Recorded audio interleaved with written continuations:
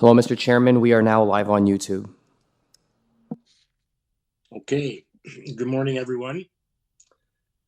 Due to COVID-19, Committee of Adjustment public hearings are being conducted virtually means through WebEx Webinar, an online digital platform, and streamed on the Toronto City Planning YouTube channel. Participants who have registered in advance will be able to make their presentations to the committee using WebEx Webinar, which is moderated by city staff. Anyone wishing to view the hearing may watch on YouTube. Participants who registered in advance will be connecting with their computer, tablet, smartphone, or telephone and have the option of participating via video or audio only. All participants by the moderator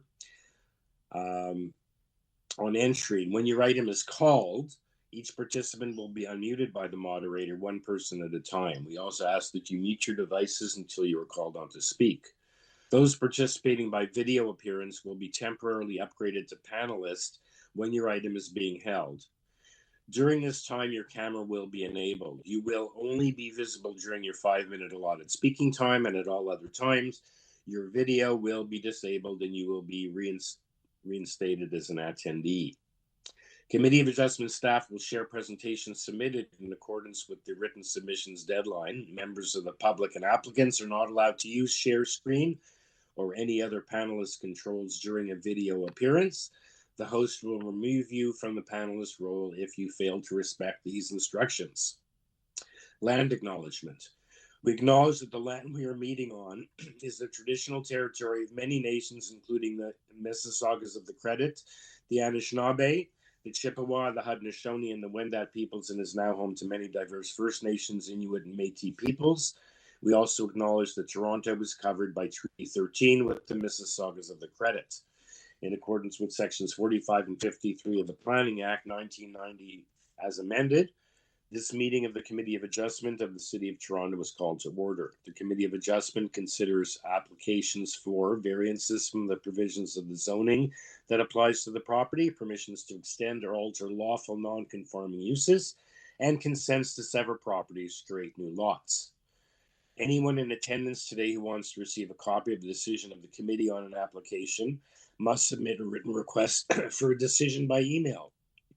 Please ensure that you include your name, address, and email address because the Committee of Adjustment and the TLAB, in the event of appeal, will be sending notification and appeal updates by email. If you do not agree with the decision of the committee rendered here today, decisions may be appealed to the Toronto Local Appeal Body, TLAB, or in some limited circumstances to the Ontario Land Tribunal. Appeal instructions are set up to the bottom of the decision of the committee. The hearing procedure will be as follows. We'll call each item in the order listed in the agenda. In making your submissions where an application is uncontested, the agent or applicant may proceed with their presentation if desired. When the committee does not require presentation, applicants are to advise the chair should they wish to speak to the committee. The committee may ask questions and or then take the matter into the committee for a decision. Each speaker, including the applicant or agent, will be given a maximum of 5 minutes to address the committee, and the clock is showing on the board, and we will comment when you're reaching 5 minutes and ask you to wrap up. When addressing the committee, please clearly state your name and address when you start off.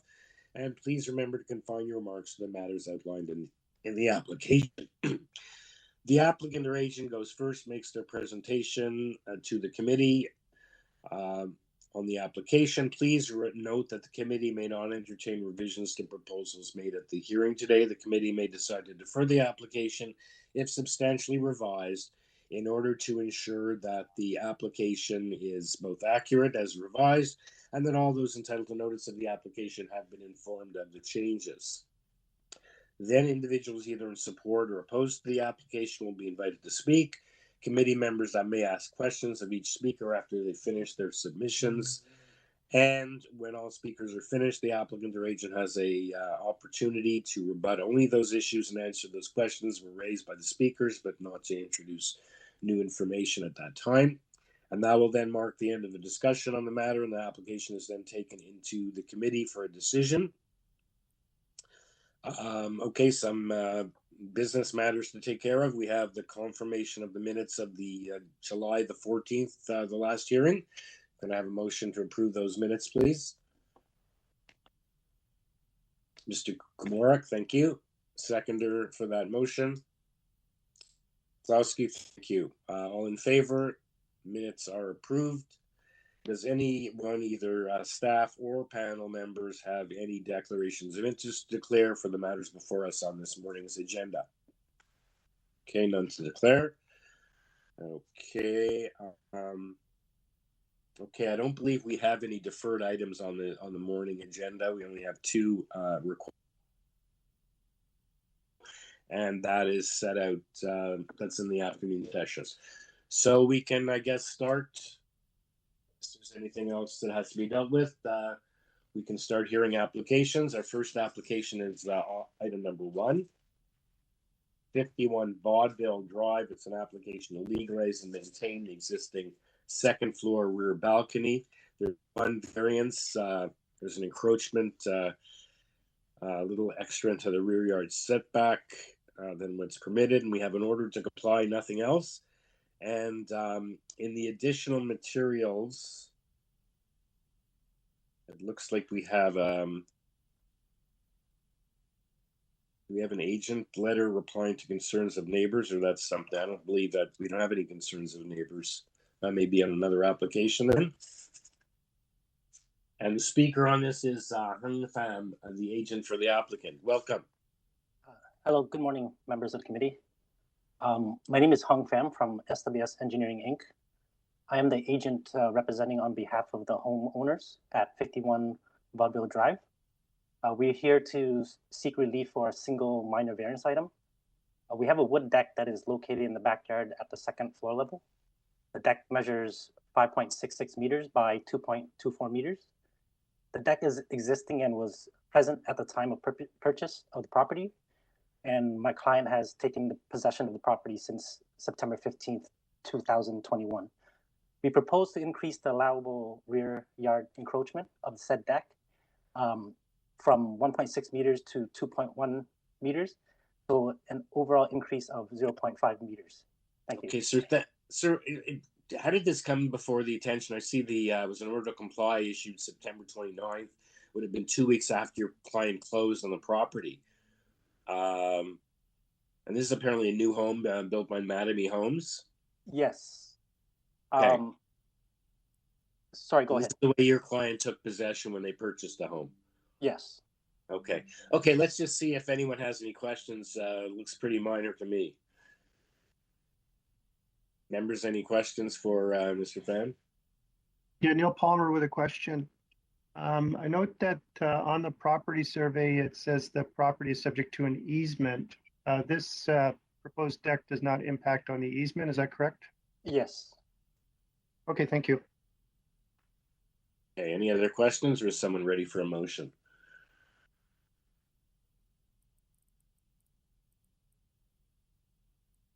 Mr. Palmer? Yeah, I'm ready for a motion. The requested variance meets the 4 tests in the Planning Act, so I'm ready to move for approval. No conditions. Thank you. Thank you, sir. Seconder for that. Mr. Komorak, thank you. All in favor? You have unanimous approval. Thank you, Mr. Pham. Thank you. Okay. Sorry. Our next application is item number 2, BOWNESS Court. It's an application to construct a second-story addition over the existing dwelling, a new 2-story front addition, a new front covered porch, a new rear yard deck, and a new second-story rear platform. There are 6 variances. Planning is, first of all, we have an urban forestry condition number 1. And we have 6 variances. Planning is requesting a modification to variance 6, the platform size to be reduced from 35 meters plus to 10 meters. We have 3 letters of opposition, and the applicant has declined to make the changes that city planning has referred to and requested in their report. We have Andrew Marshall speaking on behalf of the applicant, as well as the neighbors at 2 and 6 Warrender Avenue, obviously directly behind the property, registered to speak as well. And it looks like no one is appearing by video. Applicants now have the ability to play by video. So first speaker, I guess we'll hear from is Mr. Marshall. Good morning, committee. It's Andrew Marshall here. Why don't I just address the planning department request to reduce the size first. Most of the variances here are as a result of renovating a home and not demolishing the home. And so we've got like height of first floor is slightly more than what the bylaw is. A little bit more in terms of the side yard setback, but the biggest thing really as far as planning and we were just discussing was the rear yard deck, and that seems to be mainly what the neighbors are concerned with. The reason why after discussions with planning we didn't reduce the plans is we didn't want to hold up the committee in terms of timing and requiring extra mail outs and stuff like that. We're actually okay with the reduction of the second floor terrace to the 10 square meter that planning has proposed. The reason why we didn't revise the plans as stated was for that reason. I also had not had a chance to talk to the zoning examiner to see whether if we reduce that would effectively require us to reduce the size of that second floor roof, the roof part. We can reduce the terrace size, but we couldn't reduce the deck, the roof deck. And they've confirmed at this point that the roof does not require the variance, it was the terrace size. So I hope that can address that, and we are prepared to accept the planning department's recommendation to reduce that second floor terrace down to 10 square meters. Beyond that, we sent a letter to hopefully save time of the committee. I hope that you had a chance to read it. Essentially, the main objections from the neighborhood is that it's because it's the architectural style that's been chosen. Outside of that, planning department recognizes and has seen that we're not asking for anything extraordinary. It's mainly heights and things like that are as a result of the existing structure.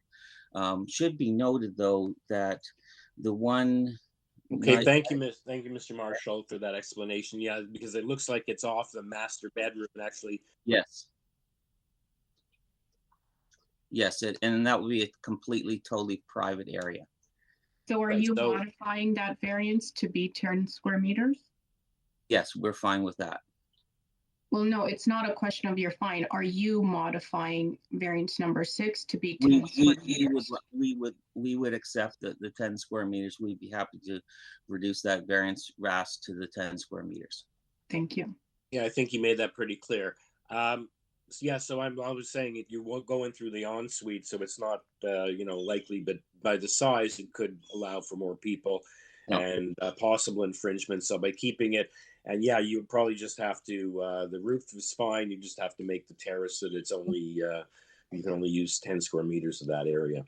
Yes. Okay. So we have let's hear from the neighbors and hear if that satisfies. Certainly, if they're entitled to give us their opinions, and we do have the 3 letters. And of the 3 letters, I believe we have a letter from 4 and 6 Warren, and we have this people from 2 and 6. So we have. Let's hear first from the neighbor at 2, Sam Mahik, at number 2, Warrender. Good morning, sir. We don't have a letter from you, but we do have from your neighbor, the Pars. Yes, I was talking to Mr. Parr, and he indicated what he was submitting, and I figured I did not have to add any more to it. Sure. I guess my concern was the height of the roof more than the size of the terrace, to be honest. Okay, go ahead. Let us know what your concerns are. Well, the variance on the additional height that Mr. Parr indicated on his sketch makes the roof line higher, and I just felt that that was more of a concern to me visually than the size of the deck from my. Okay. Can we get staff to put up Mr. Parr's letter, Mr. and Mrs. Parr's letter, rather? There's a picture attached. That's what you're referring to, right? Correct. It's opposition letter 2, it looks like. There we go. Okay, so we can have the applicant redress. So that's your concern. That's Correct. what the part above the line is the variance amount, I guess, up to the chimney on the side looks like you're allowed to go. Is that what Mr. Parr is indicating? The part above is the variance. Yes. Awesome. Okay, please continue. Sorry for interrupting. Oh, no problem. Excuse me. I guess that was my concern, the height change, visually speaking, from the view of other neighbors and such. And the rest of the housing in the area are all consistent, and that would sort of stick out and change the shade in my backyard and things like that, potentially. I'm not sure if that would be the case or not, but I guess visually that was my concern, and I figured that if there is. Okay, and I'm just taking a look at the planning report. Planning only seems to talk about the size of the rear platform. They don't mention the other the issue of the height. So okay, so any members, does anyone have any questions for Mr. Mihick, the neighbor behind? Okay, so are you finished letting us know what you have to say, Mr. Mihick? We can go over to the Parrs and hear from them. That would be fine. Okay, thank you, sir, for your letting us know about that. Okay, so let's hear from Mr. and Mrs. Parr. Their letter's numbered, the letter we just had up.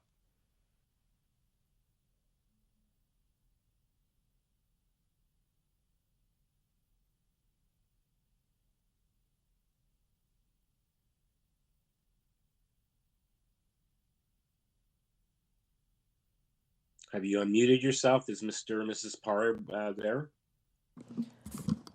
Through you, Mr. Chair, they're not present. They were here during the sound check, but now I'm able to find them on the attendees list.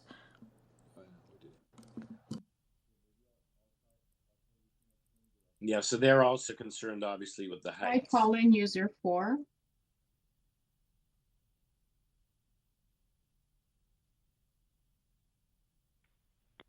There, can you hear me now? Yes, we can. Hello. Hello. Good. Is that I think Robert it had Parr? to be unmuted. Yes, it is. It's Bob Parr from 6 Warrender Avenue. I guess I'm unmuted now. Can you hear me? Yep. Perfect. Good. We have your letter well, up on the board while you speak, sir. Good. First of all, I should say that it's understandable that people would like to improve their homes, and there's nothing unreasonable about that. You've already dealt with the balcony or the platform, as it was called, so there's no point in speaking to that. But I would like to speak to the roof height. I don't think anyone realizes just how much additional roof height has been added. It's the equivalent of a person, maybe not a tall person, but a standard person, a little over 5 foot 4 inches. And it's going to be quite an eyesore from almost any of the yards in the rear, and perhaps even from the front, particularly with a flat roof. Mm-hmm. So it's not something that we would like to see. And I could understand that many of the neighbors would say later that they would object to it if they'd realized it was going to be quite as much additional height as they look at. But when it's just seen on a piece of paper with a small number, it doesn't seem to be very much. It's a lot, and that's why I went to the trouble of doing the drawing, which I scaled so that it would be apparent how much extra was being asked for. I mean, we do live by a set of rules, and if we want to change them in a minor way, I can understand and sympathize with any homeowners that want to modify their houses. But this is a lot more than anyone realizes, and I don't think it's a small variance, and I'm hoping that the committee will disallow it. And that's really all I have to say. Okay, thank you, Mr. Parr. Mr. Parr, you realize, and you were very helpful in pointing that out in your drawing, because a lot of people don't. You put a line to indicate how much is allowed as of right and how much is the variance. Most people don't. So you understand that the part below the line, the neighbor is entitled to as of right. It's just the amount above the line, the amount at variance that we have any authority over. That's the 0.75 meter of the height at variance, and a little over a meter on the flat roof height, from 6.5 to 8.17. So they're allowed to go to 6.15. The committee has to decide is whether the increment amount is, minor or not. So anyone have any questions for Mr. Parr? Any members? Okay, we'll go back to then Mr. Marshall for his rebuttal. The letter that I submitted earlier addresses most of those. I think the major objection. Sir, I don't see, but before you get started, I see, unless I missed something, did we have anything in additional materials in this application? I thought the first thing we had in additional materials we received is regarding application number 3. It was submitted on July 26th, and it's in supporting documents. Staff, can you assist? Do we have a letter from? Okay. There's a letter in the added material for item 2. Okay, I must have missed that. I only saw the first letter was item number 3, but I was having trouble opening it up. Okay, so why don't you go through your letter, sir? Okay. In a nutshell, we have large distance between the neighboring properties and ours. There's also incredible amount of trees and bushes, and you can see that in the letter and the pictures attached. There's like 100 feet between number 4, I think it is, Warrinder, and our existing house. The view is already basically obstructed. There will be no sunlight issues. I mean, the height is basically as a resultant of modifying an existing home. The number 4 item makes it look like it's an even larger amount than that's being asked. It's just that that's the old Etobicoke bylaw which will eventually disappear. And so the height that really should be focused on is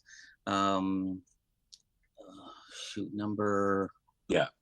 The variance number 3. So 0.75 there. So and if we had torn down the house, we would have been able to comply. However, we are dealing with an existing housing stock that we wanted to preserve. That's the family home. I'd just like to make a comment as well that your variance number 1, which is usually the big one on rebuilds, new houses, the floor space index basically complies. You're like 7 meters over. Yeah.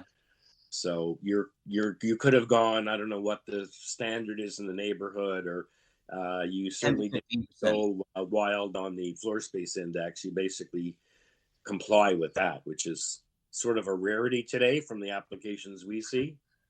We were very cognizant of that all the way along, and we actually were only looking for relief of variances where we really couldn't make any change. And even the terrace was something that from past applications, this is how zoning examiners have asked us to apply for it. Okay, thank you, sir.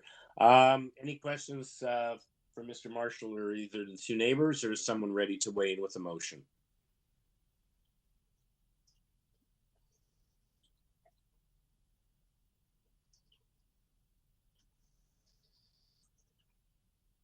And in your motion, please provide some comment.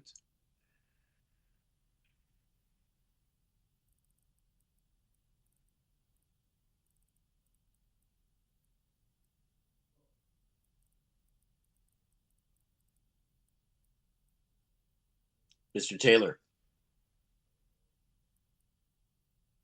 Yes, Mr. Chair. I find most of the variances are reasonably close to what is permitted as of right. Neighbors are concerned about height. I can see why, but I'm leaning toward seeing this application favorably in terms of the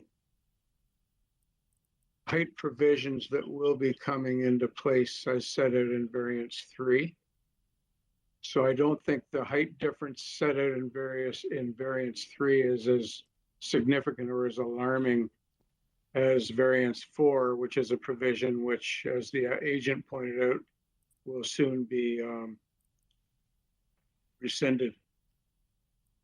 So on balance, I move approval of the amended application, amended to reduce the rear yard platform area to 10.0 meters squared in variance 6.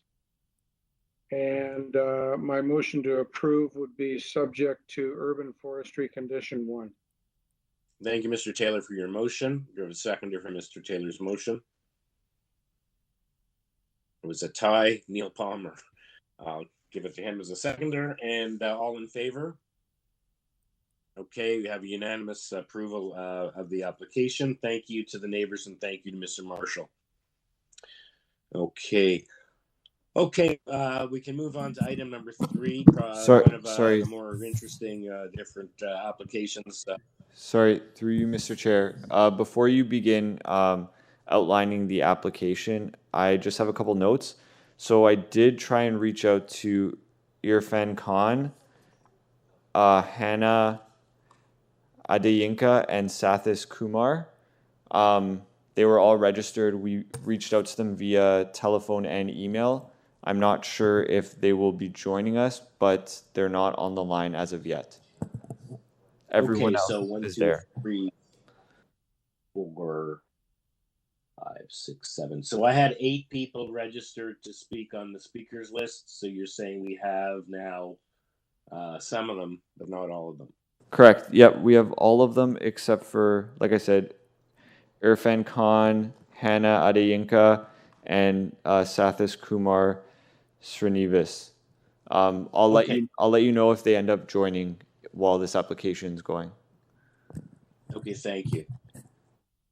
Okay, so this is an application. The address is 26 MANSUR Terrace. It's to permit a crisis care shelter under the old bylaw, a bylaw, site-specific bylaw. A crisis care shelter is not a permitted use.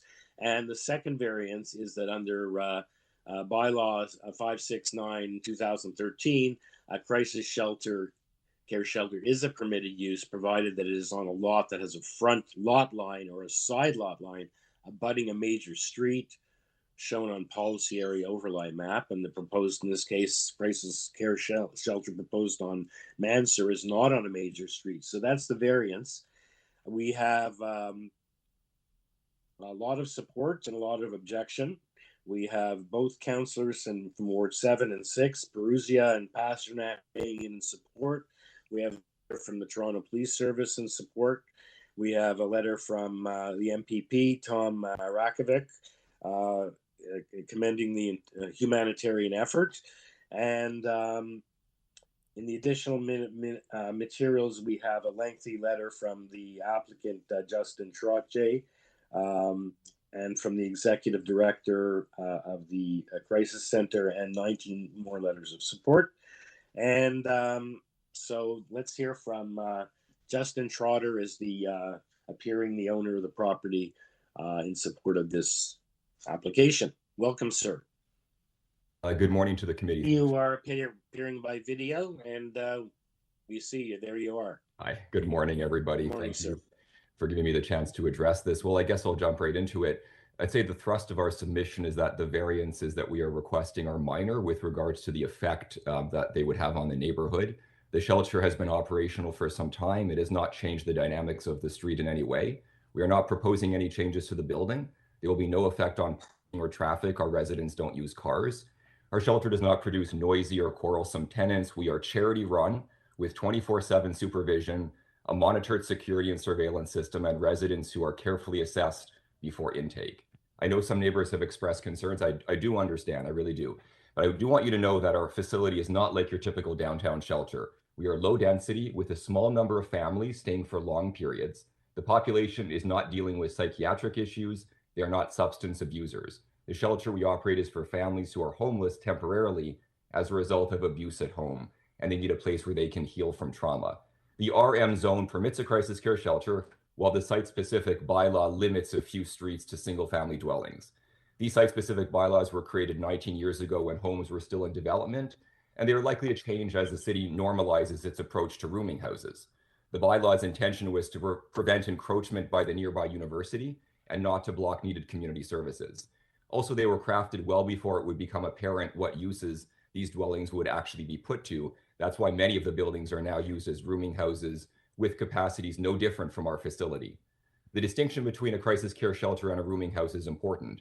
Rooming houses are sometimes associated with landlords who prioritize profit, have little concern for safety, comfort, or fire codes, and who aim to squeeze as many tenants as possible into their building. We are a CRA registered charity. Families live here free of charge. We provide great care to the comfort, safety, and security of our residents. Our shelter offers better conditions than those in most city-operated facilities, and our residents are supported with many services. To the question of whether the proposal is a desirable use of the building, we believe a crisis care shelter is absolutely essential here. In 2015, the city released a report which called for the building of 50 new shelters and specifically recommended that they be outside the downtown core.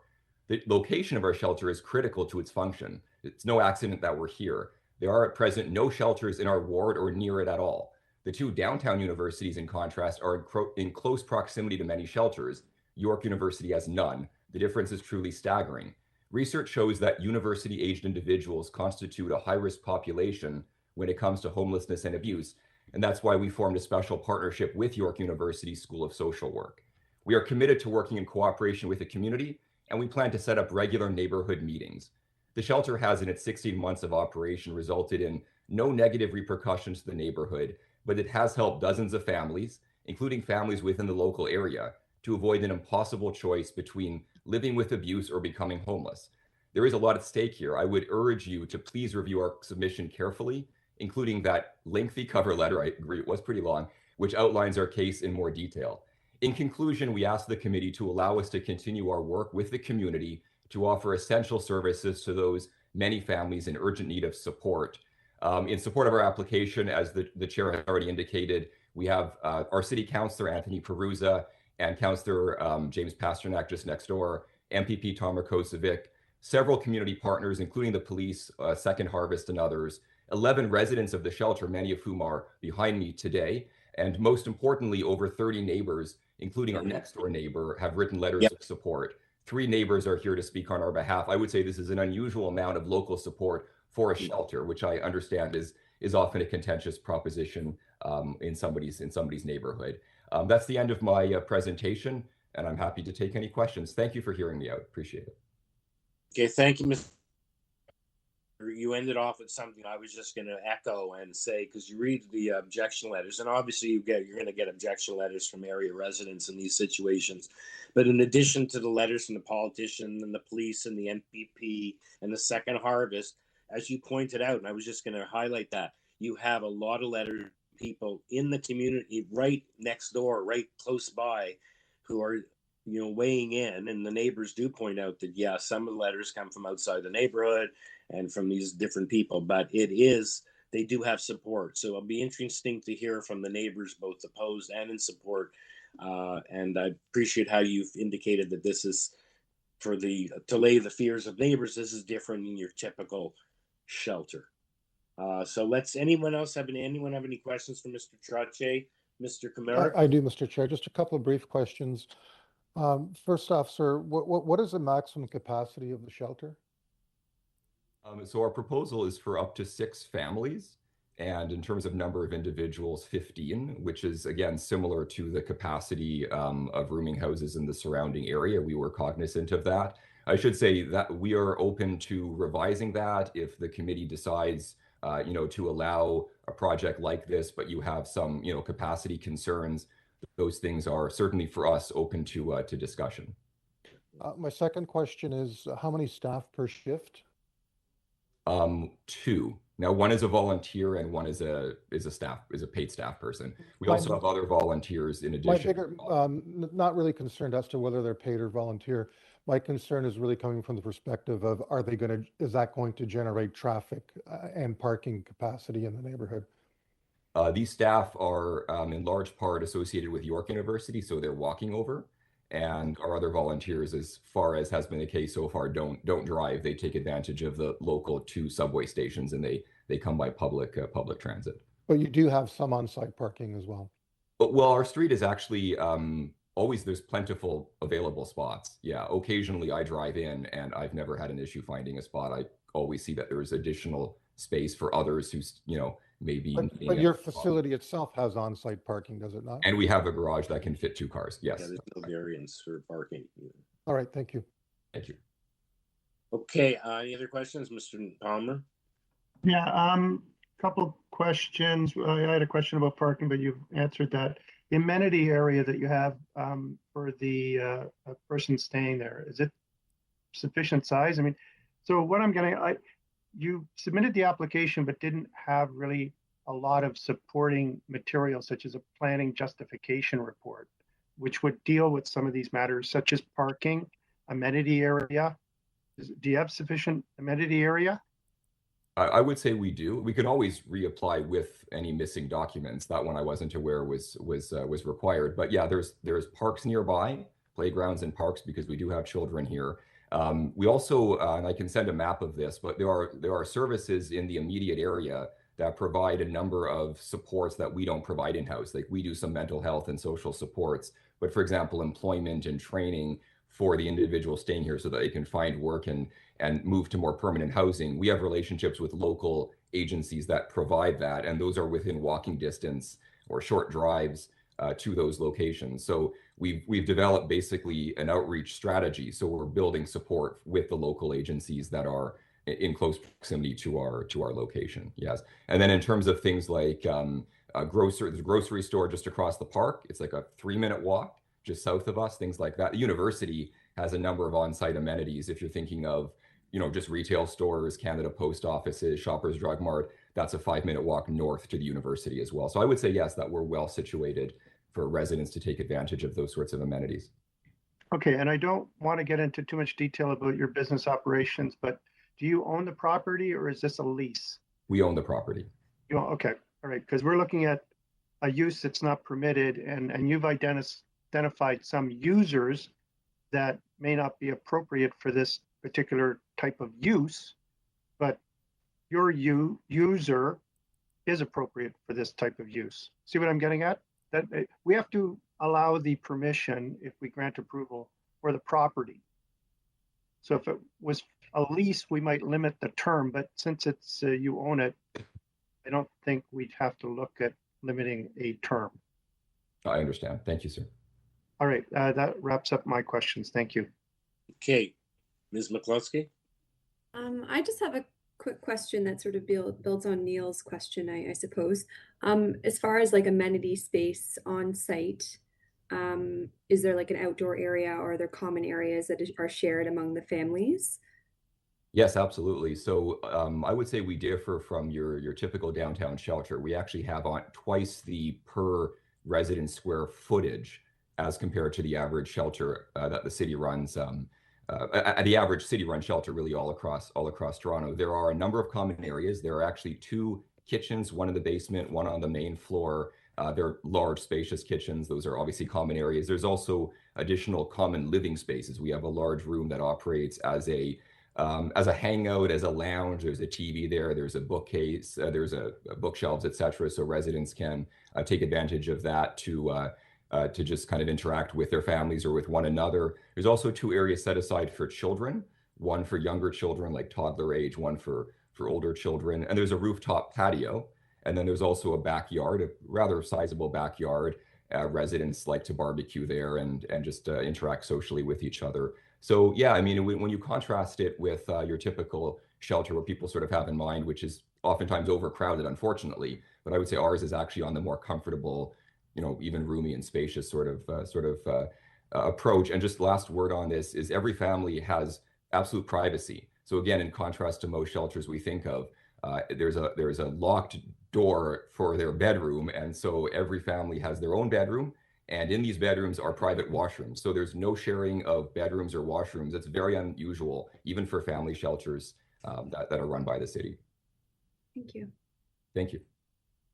Okay, Mr. Taylor. Can I ask you, sir, what approximately is the square footage of the building? I think it's about 3,000 square feet, not including the basement. Okay. And it seems to me if you're accommodating up to 6 families, there's, and I guess, people come and go, part of your business model would have that occurrence.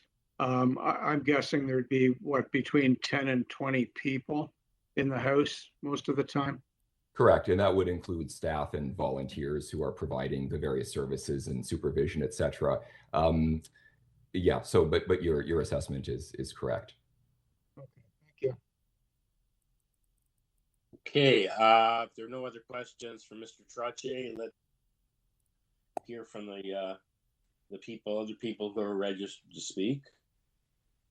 My computer just shut down. So who's the next speaker, staff, on the list? Mr. Chair, the next area resident that wants to speak is Karim Mazawi. Okay, just getting it back up here. Karim will make you a panelist. You'll have to be responsible for turning on your own camera if you'd like to use it. This is a neighbor at number 32, so a couple of doors away. Hello. Good morning.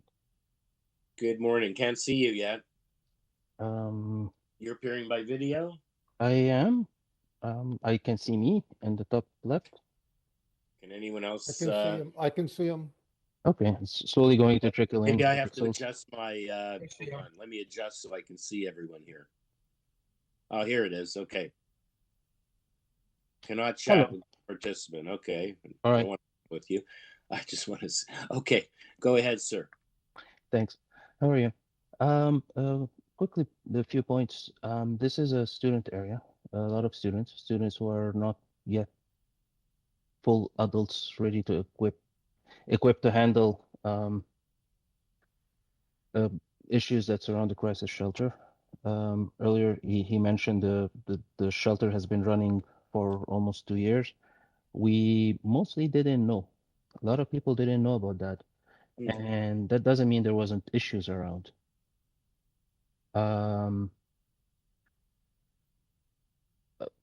When I have an issue with someone from there, I wrote a letter. I think I indicated a couple minor issues. Yeah, we have your letter up on the board. I don't take those issues. I'm a 40-year-old, right? I'll not take issues personally. I understand where they come from. I understood by then that this is a crisis shelter and that these people might be traumatized. Students will take things personal. They're young, and first time away from their parents for a lot of them. International students are really away from all their social support structure, having to deal with a crisis shelter. That's not the place for it. The other one is all the way from Pond Street to Murray to Kiel. It's all residential. All these houses are residential. No offices, no clinics, no dentists, and and that's how it is. There's no businesses here. The third issue is notification of neighbors. I was not notified. I was canvassed by another neighbor who told me about this, and he gave me his letter, and I used the information on his letter to be here now and send my letter.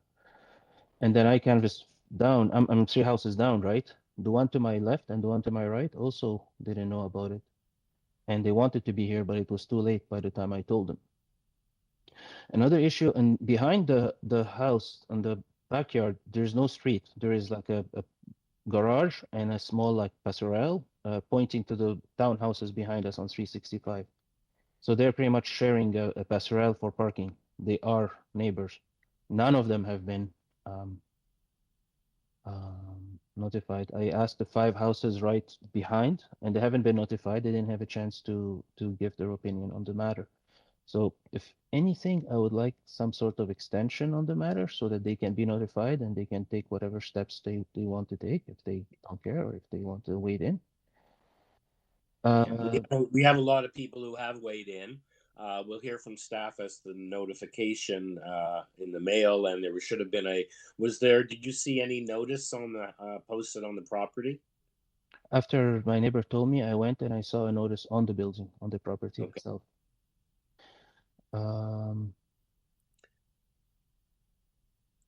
Oh, also, as to the issue of the parking, during the day, yeah, there is parkings, but after 5 p.m. when people come in, I have to park. I'm 50% of the time I park on my street. Usually I have to park a street down.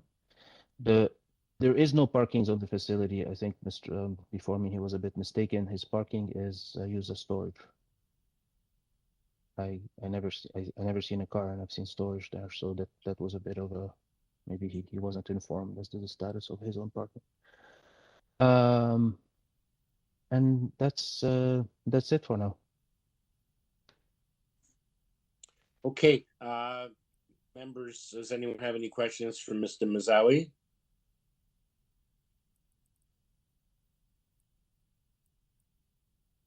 No questions? Okay, the next speaker then is Mr.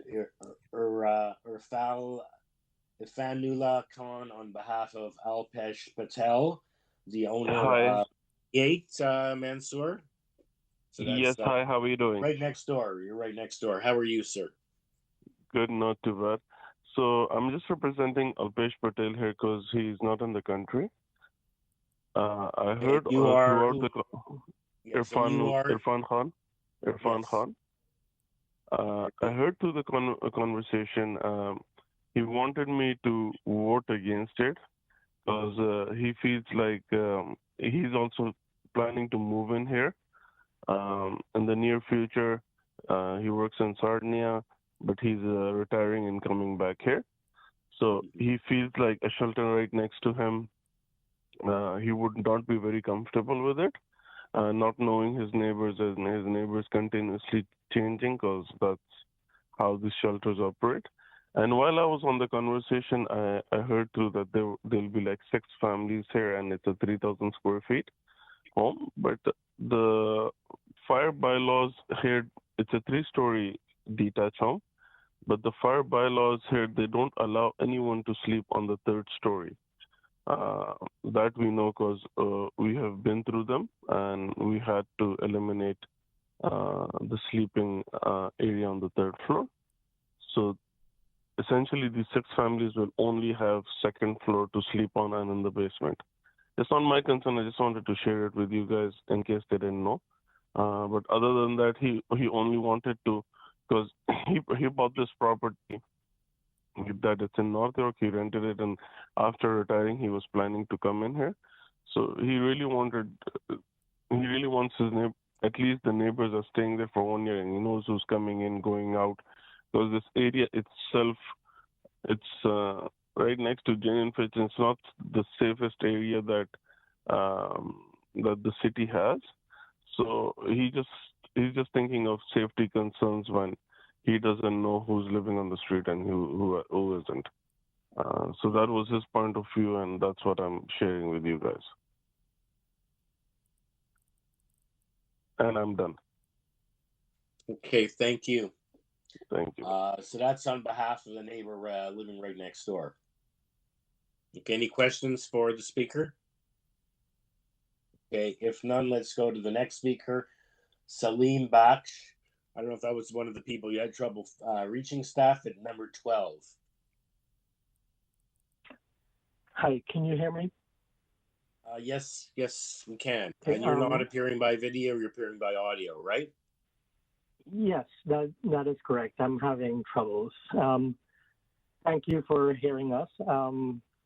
I reside at 12 Mansur Terrace. I just want to give you some additional statistics. Mansur Terrace is about 80 meters long. There are 26 single-family houses on this street. Houses are about 5.5 feet apart from each other. Walking Can around we get the neighborhood- location map up on the board while the speaker's speaking, please? Yes. Speaking to the folks on the street, lots of students. I've been here for 16, 17 years now. I know a lot of the people. I know a lot of the homeowners. I know a lot of the landlords. There are approximately 220 people living on this 80-meter stretch of street in 26 houses, an average of 8.5 people per household. In terms of, so the street is pretty much at capacity. During the summer months, you have a lot of parties going on. Students get rowdy. They toss garbage around. People throw beer bottles on my lawn. I tried to tell them not to. There's always interactions. It's simply not a safe space for the type of dwelling that Mr. Trottier is proposing. He did say that he is willing to engage neighbors, yet nothing was said to neighbors, or there was no, he did not approach anybody prior to this. As I mentioned, there are lots of drinking parties going on here, interaction with students, not healthy interactions. In terms of I just want to also bring something else to the committee's notice. Prior to, on the deadline of for letter submissions, only 2 immediate residents supported this, and there were about 24 in opposition. Once the deadline has passed, and about yesterday and the day before, which is about 5 days after the deadline, and after there was an opportunity to review all of the opposition, suddenly letters came in, and in bulk. All, as far as I understood, this was supposed to come from individual emails from the various folks that are in opposition. However, one large bulk of email was submitted, and the letters seem quite similar in support of this. So from 2 to a number of supporters after the deadline has passed, and after there was an opportunity to review all the oppositions that were voiced. In terms of this needing a facility, I fully support it. But we do have Keel Street, we have Finch, we have Jane, we have Steeles that are very close to here. These are all residential properties. It's very, very congested here. Parking is an issue.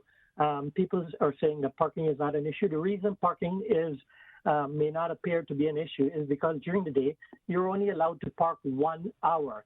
For households that have approximately 8 people in it, I work from home and I see people scurry out every hour to move their car because there simply isn't an option. You are not even allowed to pay for parking. So with people who have 2-car garages, and 26 Mansour is using theirs as a storage, I just want to point that out. There's no parking availability other than the 1 hour, and you have to run out all the time to move your car. There's simply no options because it's not paid parking. So even if I'm actually quite baffled by why there is just 1 hour parking on a residential street, and you know, that creates such hardship for the people that live here in such a congested area. In addition, I just want to point out the space in front of these houses are quite limited. It's just a mere 3 meters by probably 6 meters wide. The backyard is even smaller.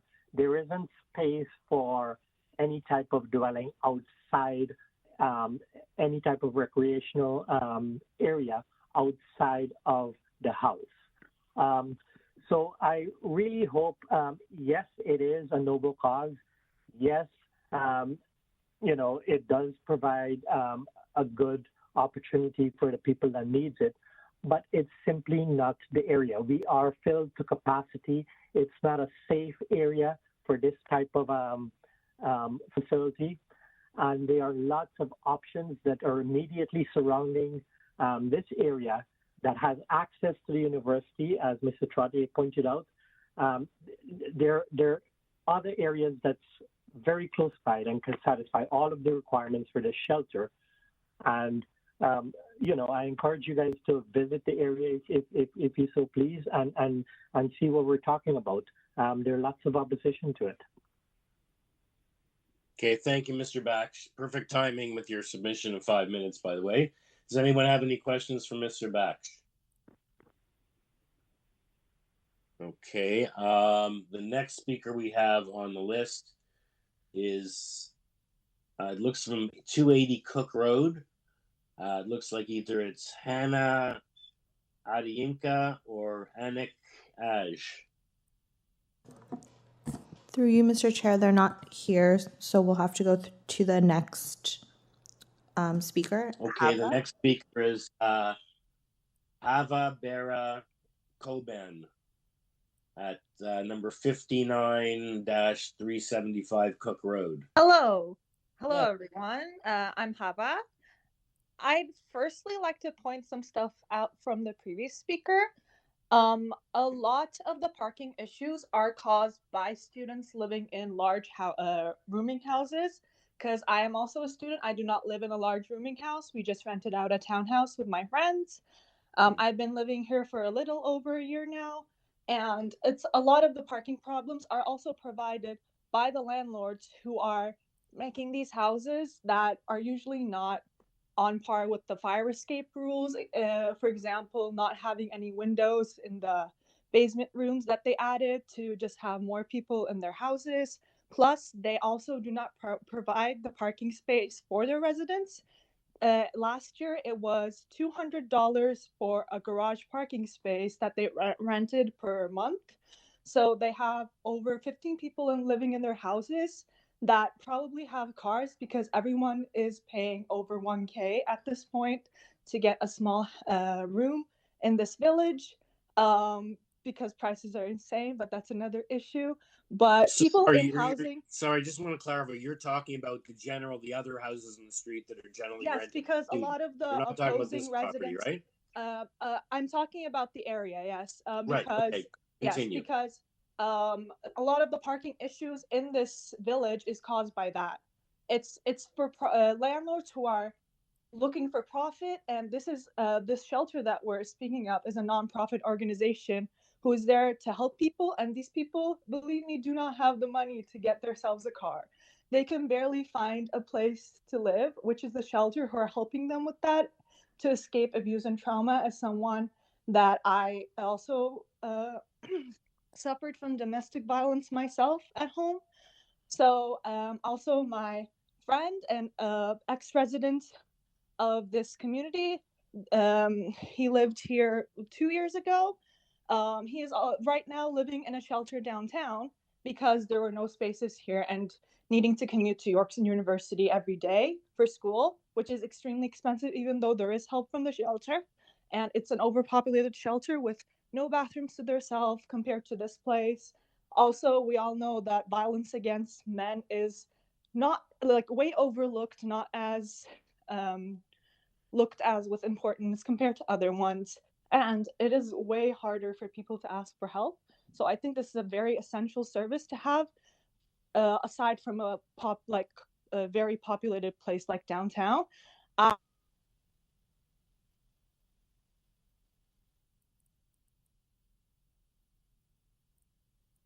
Ava, I think we lost you there.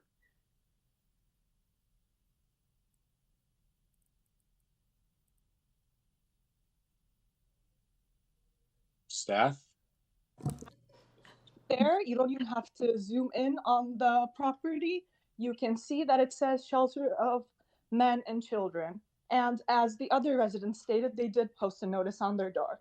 So also another thing, Ma'am, Hava, can you just, I know you're not, we lost you for about maybe 30 seconds. Oh, okay.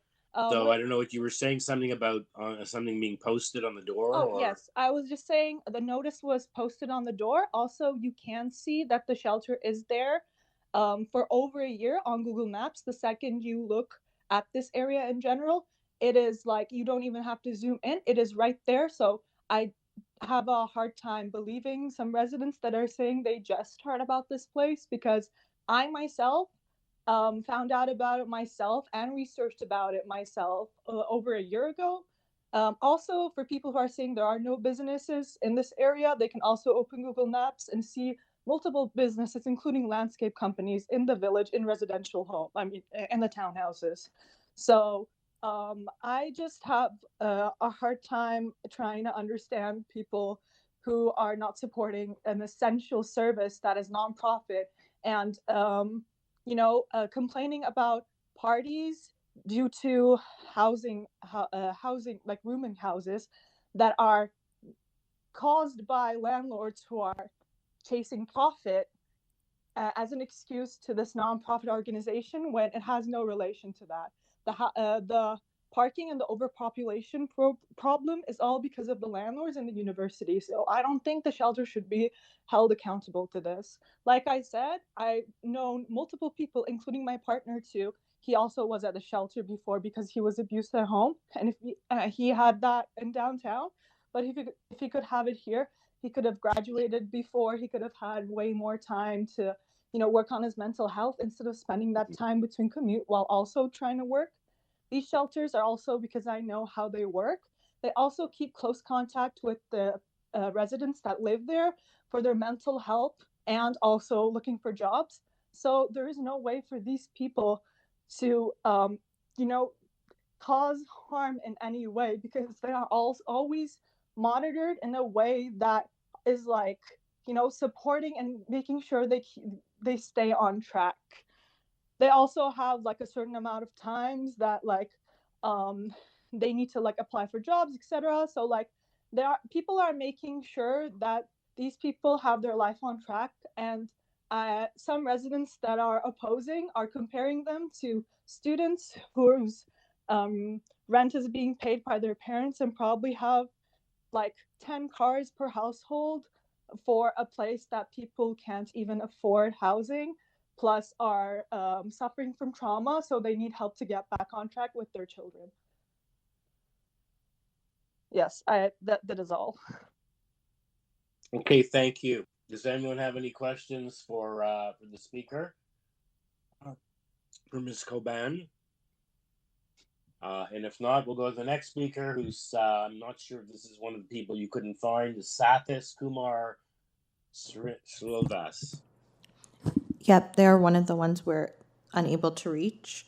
So I'll go to the next. Okay, we didn't even have an address on that individual. So the next speaker is Shannon Yang at 24 Haynes Avenue. Hi there. Excuse my voice, so I'm trying to recover from my COVID. And I have to bring up that I'm the original owner, and also I actually live here since I was a student attending York, and we bought this house together with my husband.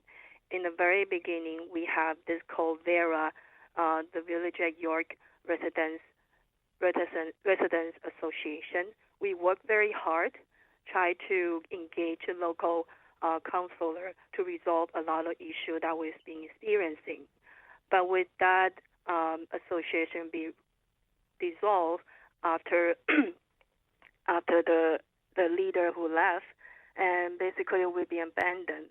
And then because of a lot of rooming house issue, that it caused a lot of unsettled, pleasant experience in the village, with the housing price so high that this is the only place we can afford to live. And which we normally that we have full-time job, we drive in by sometime, we didn't really notice, and then until this public hearing notice mailed to us individually, and I had to bring that out.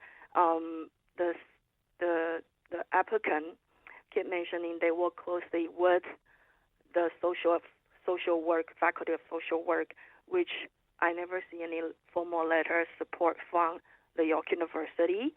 People can always claim that they work closely with certain people, but are they fully support with that, right? And also, I have no opposition in terms of the cost of this, any type of charity, but I do not think it's appropriate to have the shelter within the residential area, and people are made aware only when we receive the letter. especially during the COVID time, people try to avoid going out or interact with neighbor because we don't want to pass on the virus, right? And also, like we took a walk around the community like a couple of weeks ago. The garage of 26 Mansur was, you can see it from my letter, there's a picture, I believe it's on page 4. It was taken like 2 weeks ago before I sent the letter. It was used as a storage. Like I couldn't believe that why would an organization bother rooming You want to out scroll to the and then, pictures in the letter, please, staff? Page 4. Page 3, I believe it is. okay, There we page go. 3. And I'm operating like not permitted by zoning by law for this long, and then he, like, the way it doesn't follow the proper channel, and you work all the way backward, including the letter that was sent was uploaded on the 27th, the day before the hearing. Like, people, you will feel like people trying to work the thing backward, so in order to get what they need, right? This is what we are getting. And then how do we put the trust of this organization, how the way it was handled? You can also see the laneway. It's like constantly in a snow day. Laneway are not a priority, not even consider will be snow plowing. With people, with students, or maybe the renter of the particular any garage, they don't remove the snow. And then only like end up we are the one ending removing the snow. It is already congested. Plus the garbage truck, recycling truck has to go through this designated area. They don't go by the road, they go through the laneway. Our garage door even got damaged because it was pushed over by I don't know whose car. And then like we had to replace the panel of the garage. Is the damaging causing by all of the like factor that could factor in and consider, like how do we trust people of doing things backward? They say, too bad, so sad, we bought a house here and you have to deal with it because we are charity. I have no problem. I even donate almost $1,000 to different charity, last year only, including Second Harvest. It means that I'm also contributing to help people. Also, so does many of my neighbors. But why does this have to be in this location? And then we will feel that people sneak behind and get this approved and going to our counselor who's not very cooperative, not very friendly to our neighbor because our neighbor they consider not a source of vote, especially upcoming election coming in fall and October. And like it's quite sad. Like after 2010, everything like went down, and then people take advantage of regular people. We respect our neighbor. We really participate this, and then I'm made aware of this. Also, because my laneway is shared with Mansur, the opposite side of the 26 Mansur. I live on Haynes Avenue. Those older people, they are like my parents. They are age of my parents, and they don't even know how to turn the work into PDF file, and we have to help them. We also get their children to help those older people to express their opinion. And some of them, and also some people in our village are very afraid of the reprisal that possibly coming from the official. Because, yeah, Ms. Yang, you try to like, wrap up. It looks like you're at 6 minutes. So if you'd like to, please. Okay. First of all, I have no opposition of the cost of this charity bringing, but we do not really want this to be close, but it's better to relocate to a proper zoning area. This is my point. And then we have a lot of things that have to go through and deal with within a village. For people who's only here for a couple of years, they will never understand. Okay, thank you. Does anyone have any questions for Ms. Yang, or can we move on to the next speaker? So the next speaker is the last one, Melissa Malaria. at 273365 Murray Ross Parkway. Hi there. Yeah, hi. My name is it's Melissa Malfera. I live at 27365 Murray Ross, so I'm right across from the shelter. And to be honest, they've been wonderful neighbors. They're friendly. Whenever we see them, they say hello. They're kind. They seem to take care of the property. We have no issues with them. And to the point where a lot of neighbors are saying that the community itself, with all the student renters and everything, those are the people that aren't taking care of the properties. And the shelter is actually a well taken care of property. Their neighbors are the ones with, like the man was saying, there's beer bottles thrown, garbage thrown, and that's not an issue. That's not the shelter's issue. That's an issue of landlords housing many, many students and landlords being absentee and not taking care of their property. As one of the direct neighbor to them said, that the landlord is not even in the country, and there's students living in the houses not taking care of the property. There's garbage everywhere in this neighborhood because of students. The issue with the parking, like Hannah was saying, it's the same issue. It's not the shelter's problem that there's cars everywhere. It's the students that are creating the problems in this area. So I'd hate for the shelter to take the downfall because students are not taking care of, or landlords aren't taking care of their properties. Like that's not the shelter's problem. The shelter has been outstanding as a community member. We see them almost every garbage day. So once a week, we see them. He's in the garage. I guess he's a volunteer. He's cleaning out the garage. He's organizing things. He is so kind. Like they give us like crackers and cookies and things because they have extras, and they say, "Do you want this?" Of course, they're a wonderful part of the community. And I'm a teacher and I'm on maternity leave, and I have my 7-month-old son here. And I just think like this is a great way to teach my son about compassion and about how people help each other, not about, oh, we don't like it because it's a men's shelter, so we should just throw them out. So when someone's down on their luck and in need, we just throw them out. No, like they're not the ones who should be thrown out of this. It's the landlords that house 15 students who don't take care of their property. That's what needs to stop, not the shelter that's trying to house families of people in need who are poor and can't afford housing in Toronto. And I just keep thinking of the phrase "not in my backyard" because I keep hearing people say, "Oh, it'd be nice, but somewhere else." No, not somewhere else. It can go right here because they are outstanding neighbors here. They're not creating a problem. I've never had one poor interaction with these people, and it's fine where it is. The community itself has lots of different amenities. There's bike trails, there's parks, the grocery store is nearby. Everything is within walking distance, and it's a fine community for children. I have a child, and he likes living here. My neighbor has a 1-year-old. Like, there's lots of children in the neighborhood to play with. So to say that it's not appropriate to be here because it's not a child-friendly neighborhood, unfortunately, that's not true. It is. So we're not going to kick someone out because it's not a child-friendly neighborhood. That's not true. So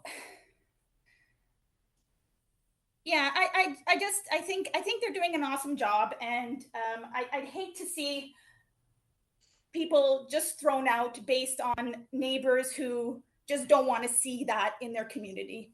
If anything, they are doing more than what a lot of the other houses are doing.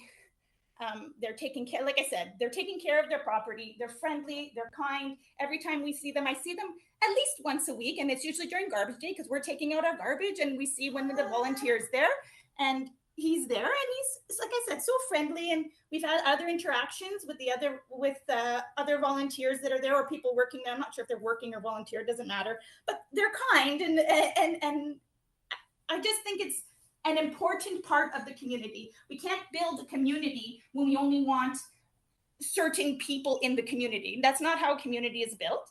And I want to be able to teach my son more than living a life of only certain types of people get to live here.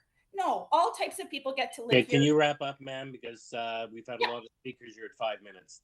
Okay, well, you got my message. So I'm in support of them being here. Okay, thank you. Thank you. Does anyone have any questions for the speaker? No.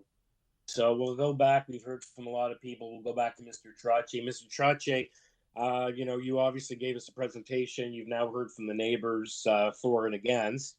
I guess even from the neighbors who are opposed, they like Mr. Back said, it's a noble cause, but simply it's not the area for it. So the question is, I guess, no one, you're doing good work. The issue is, why here? Why not on Main Street, where it's permitted, at least under the 2013 consolidated zoning bylaw, in terms of where that bylaw says it should be and shouldn't be.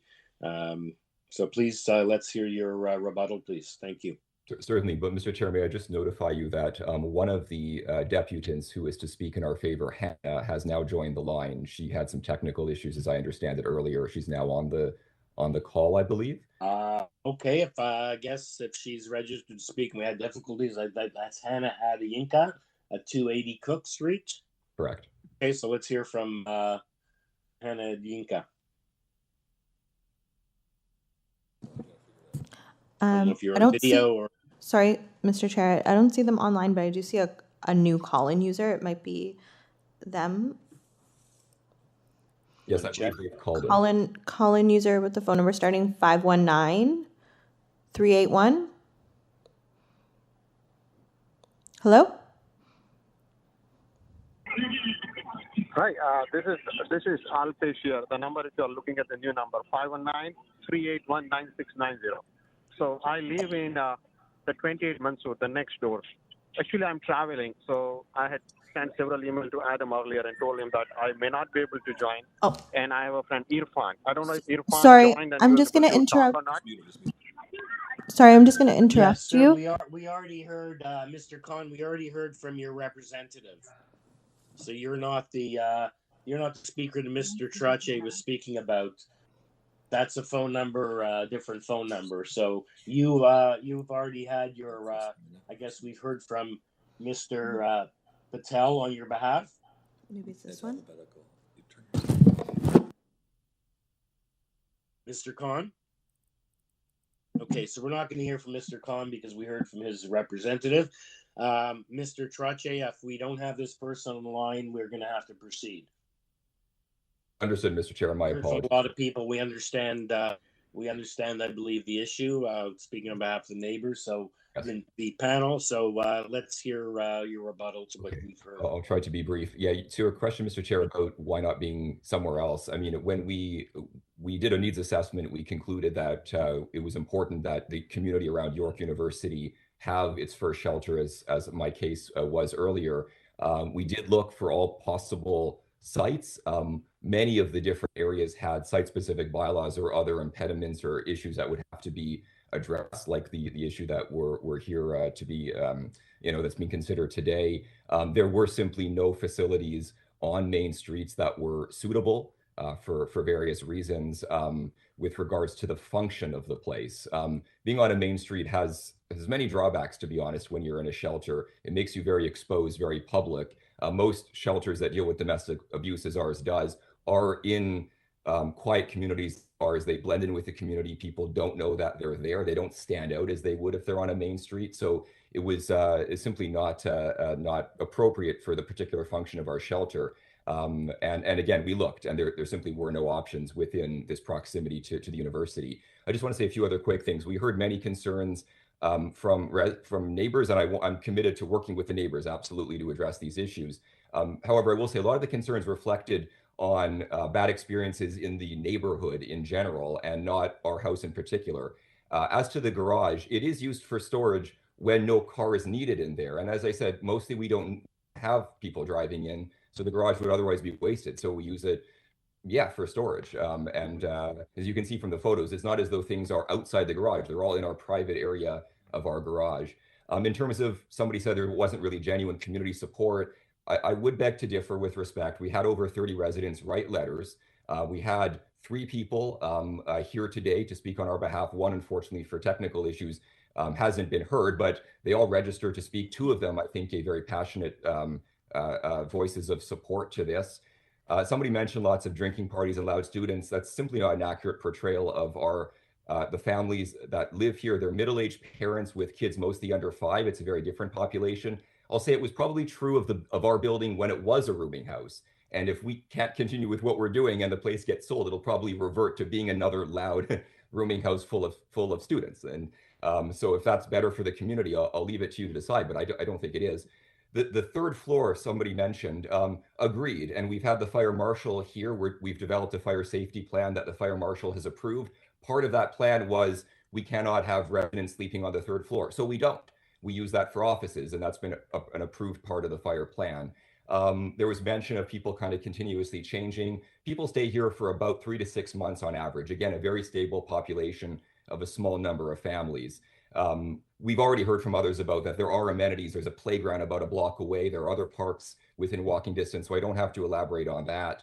I've already mentioned that there really aren't a lot of other options. So despite that there are bylaw issues that I know we're here to confront, this really still was our best option. It's the best option for a facility like this. It's done a lot of good in this community. We've had people within the neighborhood who've actually used the shelter, because shelters like these are needed just about everywhere. And they're in particular needed by York University for the at-risk population of students and young people who are more prone to domestic abuse and more prone to not have a safe place where they can go, because it's a population that doesn't tend to be seen as in need of a service like this. And if you look at the maps we submitted in our application, we contrast the number of shelters and other homeless related supports around U of T and Ryerson University to York University. Look at that map. The difference is staggering. There's really nothing here, and there's so much more downtown. This is an opportunity to change that.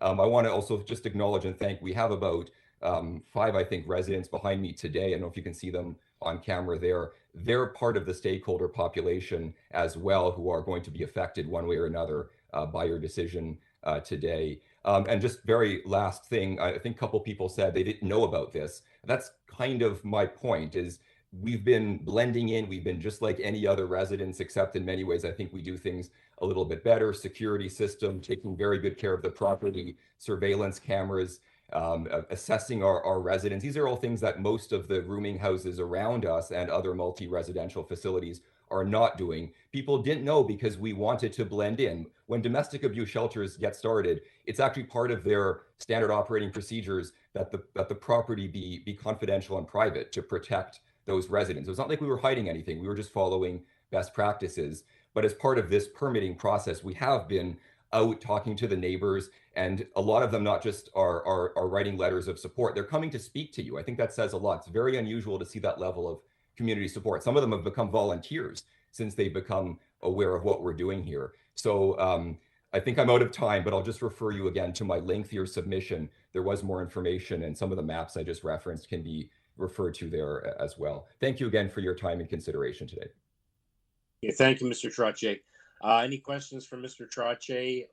Yes, Mr. Chair, I have further questions, if I may. Yep. Sir, are you, Mr. Trottier, are you licensed by any authority? Not other than being a registered charity. There's no other licensing that would be appropriate in a situation like ours. So we're not a municipal shelter that would be licensed by the city. This is being set up as a private crisis care shelter, which is similar to resettlement agencies and kind of halfway houses and other agencies that operate. No, I'm quite familiar with group homes and group home operations, and I know that they all need to receive a license from the province of Ontario. So you're not in that category? We're not in that category, no. And I could get into it, in more detail if you like, but a domestic violence shelter, they are typically licensed by the province. The thing is, the province has a mandate. It's legislated to only support shelters for women and children fleeing abuse. By statute, they cannot support a shelter like ours. So we're kind of in a gray area. We're not quite like a city shelter. We're not quite like a provincial domestic violence shelter. So it's a bit unusual. For sure. That kind of leads me to the other question I had was that a group home would be a permitted use in this neighborhood, but a group home would be limited to 10 occupants. And I thought that was perhaps why you were being classified as a crisis care facility versus a group home.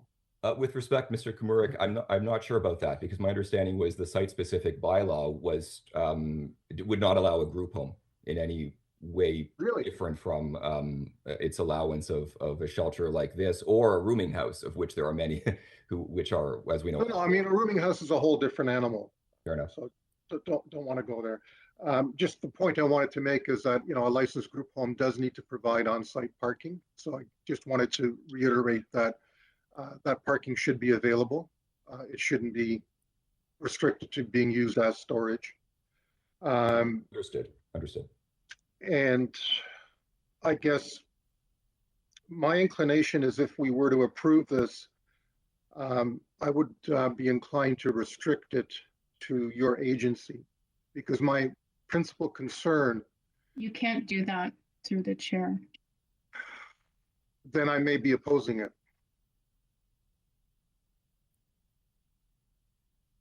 An alternate you can grant it for a term. Why we can't put that restriction in? Because there's no way to monitor ownership of a property. They own the property. An alternative, you could grant it for a term. That way it can be monitored to see if there are any issues, however long the term could be. But I thought I've seen conditions where it's restricted to a certain operator. My concern is that if this variance is granted, the current owner can then sell the property to another operator. Yes, they can. So is there no way to prevent that? How would we know when the sale occurs? There's no way to enforce that condition. You cannot tie it to an owner or a specific entity.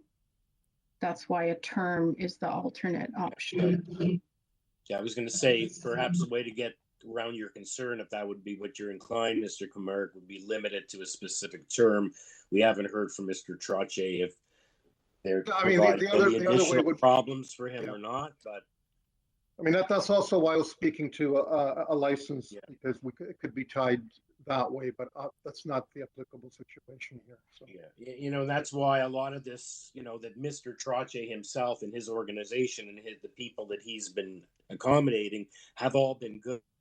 It's not the end of the day, because as your fear is, what if he sells it? What if it's a different operator? It's now been qualified that it's permitted as a crisis care shelter. Correct. So perhaps if you're inclined to support it, even though the zoning says it shouldn't be on a side street, we've seen it's a pretty small, dense street with student rental. Maybe the ways to get around is to do it time limited, but we haven't heard from, I don't know if we should hear submissions then, if you're thinking that perhaps, or based on. I needed to tease this out to see where we're going to go, but thank you. Okay. Okay, so any other comment or questions? I guess for someone asked a question, Mr. Trottier, I see two hands go up. We can get his answer in as to that. Mr. Taylor, your hand went up first. Yeah, thanks, Mr. Chair. Yeah, I've got a question for Mr. Trottier. This crisis care center has been in existence for, I think, about a year. You or others have said. What brought this application about? We got started immediately. So we moved in here about a year and a half ago. And so first order of business was determining what configuration would be functional for what we had in mind. Then we got architects and engineers involved in creating architectural drawings. And that took some time to determine how the place as we moved into it could be made to accommodate all the different uses that it had to be put to. I mean, we do have people obviously living here, but we also provide support services and on-site supervision. All of those pieces had to be determined how they would fit together. So as soon as that was done, we began the application process, and there simply were delays along the way in terms of different files having to be changed around here and there. We also had the fire safety plan, so we wanted to get that done before we applied to make sure that we were compliant with the fire code. But yes, we weren't delaying the application or delaying the process. We initiated the process almost as soon as we moved in and determined what sort of configuration we wanted to establish for the facility, and then the process got underway. If I may, when you purchased the building, were you aware that it didn't comply with the zoning bylaw? Yes, we were aware that these were issues that would bring us before the committee of adjustment, but for the reasons I got into, we simply had no better option with respect to being proximate to York University, being in this particular ward where there was nothing like this. And we looked, as I said earlier, for options nearer to or on major roads, and there just were none that were feasible. There's a lot of variables, I mean, that goes into a complex shelter like this. And so understanding the issues around zoning and knowing that we'd have to make our case before this committee, we still thought this was best for the community and for the population that we were serving. Thank you. Thanks, sir. Hey, Mr. Palmer, I think you had your hand up as well. Yeah, just a quick question, and the chair and Mr. Kamara sort of alluded to it, but would you be agreeable to a term if we granted approval, say 3 to 5 years, something like that, and then you come back if we approve it with proper supporting material? Would you be agreeable to that?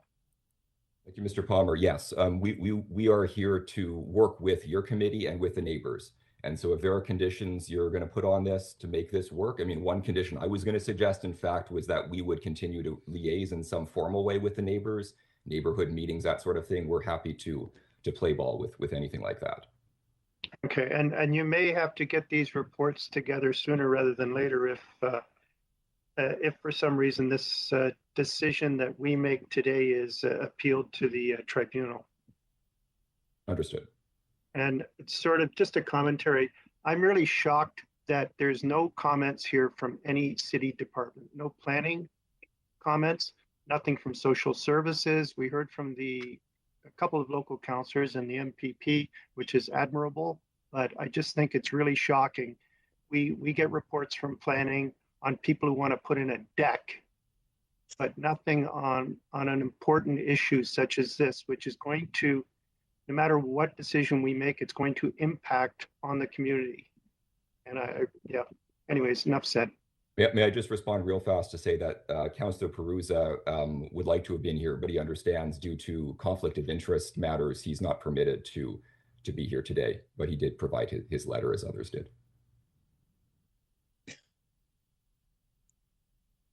You provided a letter, there's no conflict. I think Councillor Reggie speak on an application. There's no difference between appearing and writing a letter. So it doesn't matter that he's not here. He wrote it in support. Very good. Mr. Chair, if I may, one more question, please. Yep. I've forgotten it. Sorry, I'll come back. Okay. Does anyone else have any questions for Mr. Trottier? Just relating to the fire plan, did you need to apply for an occupancy permit? No, the only permit I'm not sure if it would be called a permit, but the only process we had involving the city was the fire department, fire safety plan, which did look at occupancy, absolutely. But what triggered the fire safety plan? My understanding is that anytime there's more than 3 unrelated families, I mean, it's a complicated bylaw in itself, but more than 3 unrelated families, or if you have a 3rd story, there were a number of different issues that affect our building that require the fire safety plan. Okay, so I thought it was good to have. I mean, just to protect. No, that's fine. I'm just trying to, because it's sounding like you're completely falling between the cracks. To be honest with you, the fire marshal we've been dealing with also was a little bit uncertain how to deal with us because we're kind of in a gray area. And he kept saying, if you were a rooming house, we would do things this way, but you're not quite a rooming house. You're not making money off of people, etc. So we don't know what to do with you. We're going to give you your fire safety plan. We're going to sign off on that because that makes the place more secure and safe for the residents. Now you deal with your building permit and, committee of adjustment and the building code compliance, which we still are in the middle of dealing with. And that's where they left it. But I do want to assure you the fire safety plan was approved and has been implemented. Okay, but if the fire safety plan's been approved, then why do you have 3rd floor rooms labeled as bedrooms? So when we submit our application, that was our intention. Then the fire safety plan was approved and we were told as part of the approval, don't use the fire marshal actually called me and said, we will permit this, but you cannot use the 3rd floor. sort of got back to me after the fact. So we did have residents living there, but we've moved them out. And so now those are offices. Okay, but I think your drawings to us should reflect what you're actually asking for. Yes. No, I apologize. I mean, it was something that happened like literally a month ago in a conversation with a fire marshal. It just happened after we submitted our application to you. So that could be amended if necessary. I think it will need to be amended, but anyway, it's just yet another example of what Mr. Palmer was saying, is that no one's commenting on this. No one wants to touch it. It's like you're falling between the cracks because no one wants to get into this. Yeah, but let me just say, I mean, we feel we've done everything appropriate. So like the fire safety plan. No, I'm not saying you're inappropriate. I'm implying the city has been inappropriate. Okay. Understood. Okay, so you know, we've been at this for almost, I think, an hour or more. It's a very important application. We've heard a lot about this application. We've dealing with it, but we have an issue that the bylaw just doesn't allow it on when it's not on a major street for whatever wisdom. That's the bylaw. So the question is, they're here for a minor variance to permit this use where it's just not permitted if it's not on a major street. This has clearly been shown on a street. So that's what we have before us. They're doing great work. There is obviously a need, and that's what it comes down to. So members, we've heard a lot of time for someone to make a motion with commentary, please.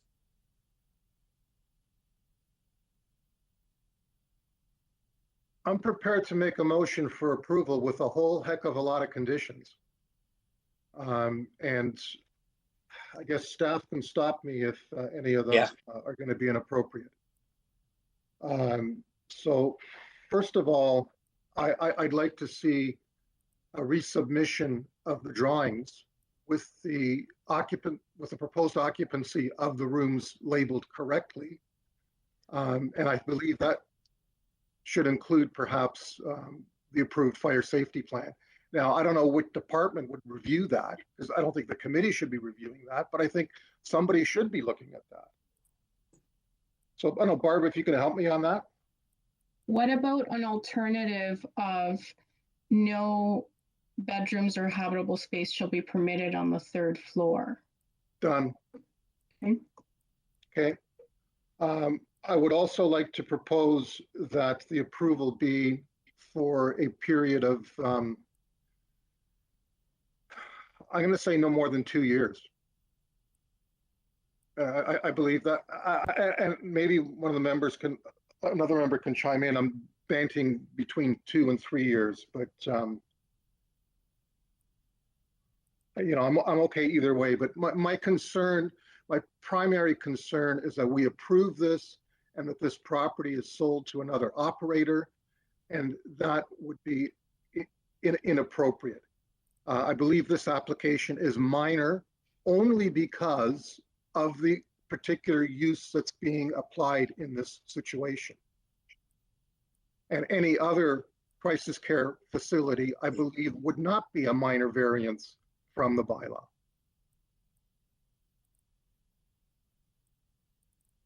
And if the only way we can police that, if you will, is through a time limit, then I'd like to impose a 2-year time limit. I'm open to someone amending that to a different time limit. Okay, thank you for that motion. I'd like to point out as well the issue perhaps of making it time limited, and perhaps a shorter time limit would avoid an appeal, which would probably be forthcoming. And it avoids perhaps setting a precedent of crisis care centers being allowed on non-major streets. And remember, just has to abut that on a corner or a side. So that's just my comment. So let's see if we have a seconder for Mr. Sorry, if I may, Mr. Chair, one more condition, and that's that on-site parking be provided. And I know that it's theoretically provided, but I just want that to be noted there as well. Okay, we have a seconder for Mr. Kamar. Can we just make that within the existing garage? because that's the only space. It can be wherever they can accommodate it, however they wish to accommodate it. But that is a requirement for a group home, and I believe this operation is comparable to a group home. So I would like that requirement to be there. Okay. That would obviously be the garage. I don't think there's like a driveway or perhaps. No, there isn't because it's laneway access. Yeah. Okay. Seconder for Mr. Comerick's motion. Like Mr. Palmer. Yeah, well thought out proposed decision there by Mr. Comerick. So I'm okay with 2-3 years, either or. And sorry, limiting the habitable area on the 3rd floor. That's just for bedrooms. They would still be able to use it for offices. Yeah, so the motion, the way I have it noted, is to approve it subject to 3 conditions. No bedrooms or habitable space shall be permitted on the 3rd floor. It shall be granted for a period of 2 years, and on-site parking shall be provided. Okay. Yeah, so I'll second that. Okay, all in favor? Okay, I can't see Miss McCluskey if your hands are, you're not on the screen. Yes, she's in favor. Okay, so it's unanimous. Thank you to Mr. Trottier. Thank you to all the neighbors who've weighed in. And we'll see. I think it's a good decision to see where that goes. And maybe next time community plan some other city departments will weigh in. Okay, how about we take, I know we've only done 3 applications, but how about we take a 10-minute break before we come back and continue. So let's come back at 11:20.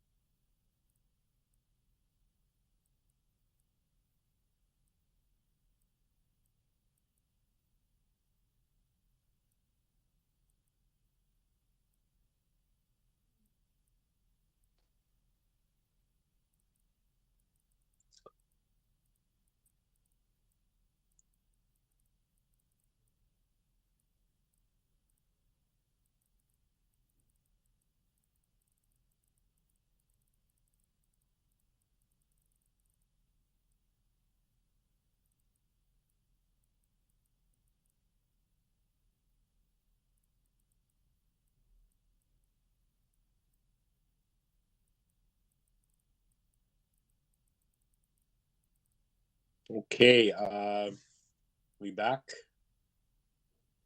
We have quorum. So we can move on to the next application. Item number 4, 39 Queen Mary's Drive. It's an application to legalize and to maintain the existing front yard landscaping and parking pad and to alter the existing rear yard landscaping. A previous Committee of Adjustment application in June 2018 approved variances related to coverage, gross floor area, floor space index, front yard setback, side yard setback, dwelling length and height, and a previous Committee of Adjustment application refused variances relating to lot coverage and driveway width. There are 2 variances, and we have a cover letter, we have an order to comply, we have transportation recommending approval, 1 letter of opposition, 3 letters of support, and 1 speaker, William Hall, the architect. Welcome, Mr. Hall. Good morning, Mr. Chair, committee members. My name is Bill Hall of Architrave Design Architect. I'm the original architect for this home. The Nichols have engaged me to deal with the refusal from last year for the landscaping issues that still remain.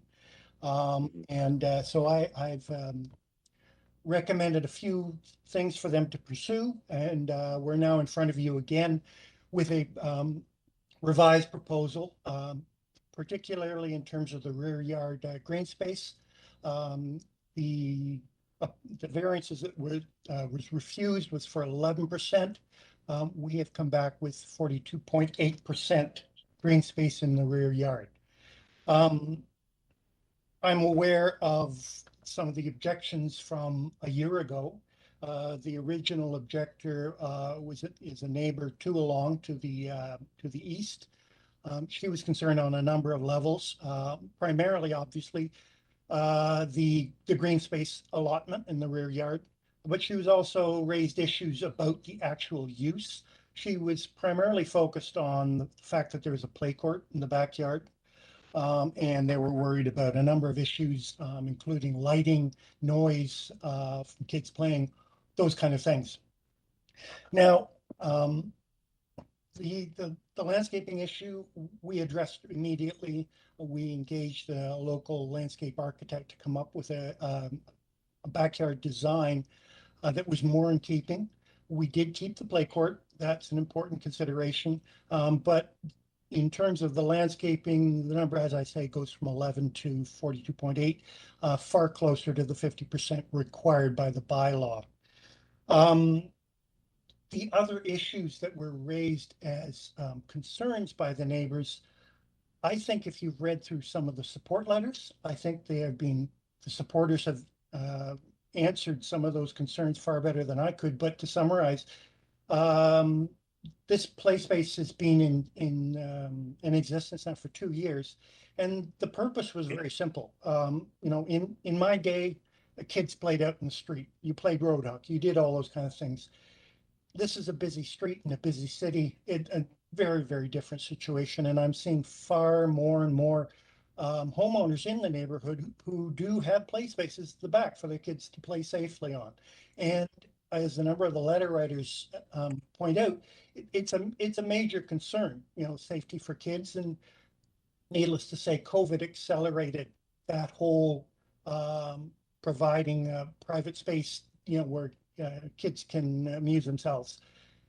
The concerns about lighting, the concerns about noise, have not manifested themselves. We've had 2 years of testing, and people uniformly say that they've had people who share about the fence line with this property. They have had no concerns about noise. They've had no concerns about lighting spilling across. Regardless, as you'll see in our landscape design, we've tried to create some visual buffers. We've created hedge space, but the other concerns, which are not technically part of the zoning per se, but we just feel that they have not arisen, and that The Nichols have proved to be good and considerate neighbors. That's the end of my presentation, and any questions, I'm happy to answer them. Sure, Mr. Hall. I have a quick question. How did you achieve 42%, almost 43% when you were 11% before?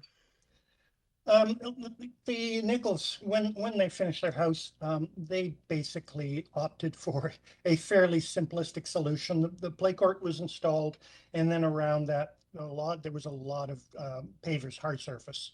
And so, you know, standing pots, you know, planters, freestanding do not count as green space. You know, so what we're proposing is to completely rip that up and install the minimal amount of pavers necessary to make circulation between various parts of the yard, and the rest is going to be green. Mm-hmm. Right. So the area around the rubberized play court remains more or less the same. I'm not sure what the 37 by 24 or something like that. I'm not sure if I'm reading that correctly. But the area around it is now going to be gardens in order to get up to the 42 or 43% you're at. That is correct, yes. Okay, thank you. Any other questions for Mr. Hall? Mr. Palmer? Yeah, is the landscaped area being proposed, is it existing right now? Or this is actually a proposal? The court exists, right? But the landscaping doesn't right now? That is correct, yes. Okay, thank you. Okay, any other questions, or is someone ready for a motion?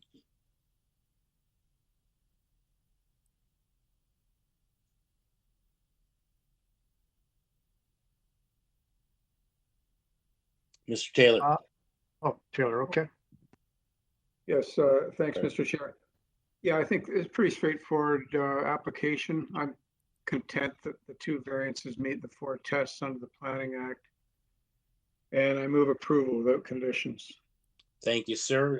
Do we have a seconder for that motion? Ms. McCluskey? All in favor? You have unanimous approval. Thank you, Mr. Hall.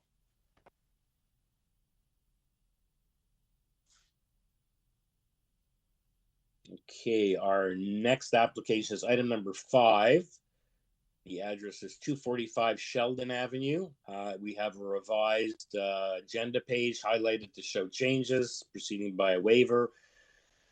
We had, this is an application to construct a second-story addition above the existing dwelling and a rear yard deck. There were 5 variances. There still are. 3 have been revised. We have the revised plans, site-specific zoning bylaw photos. Planning is asking for a condition of approval. Construct as illustrated regarding the front yard setback and roof eaves projection. And we have petition and support with around 10 signatures in the additional materials. And the speaker on this application is Azim Khosravi. Appearing by video.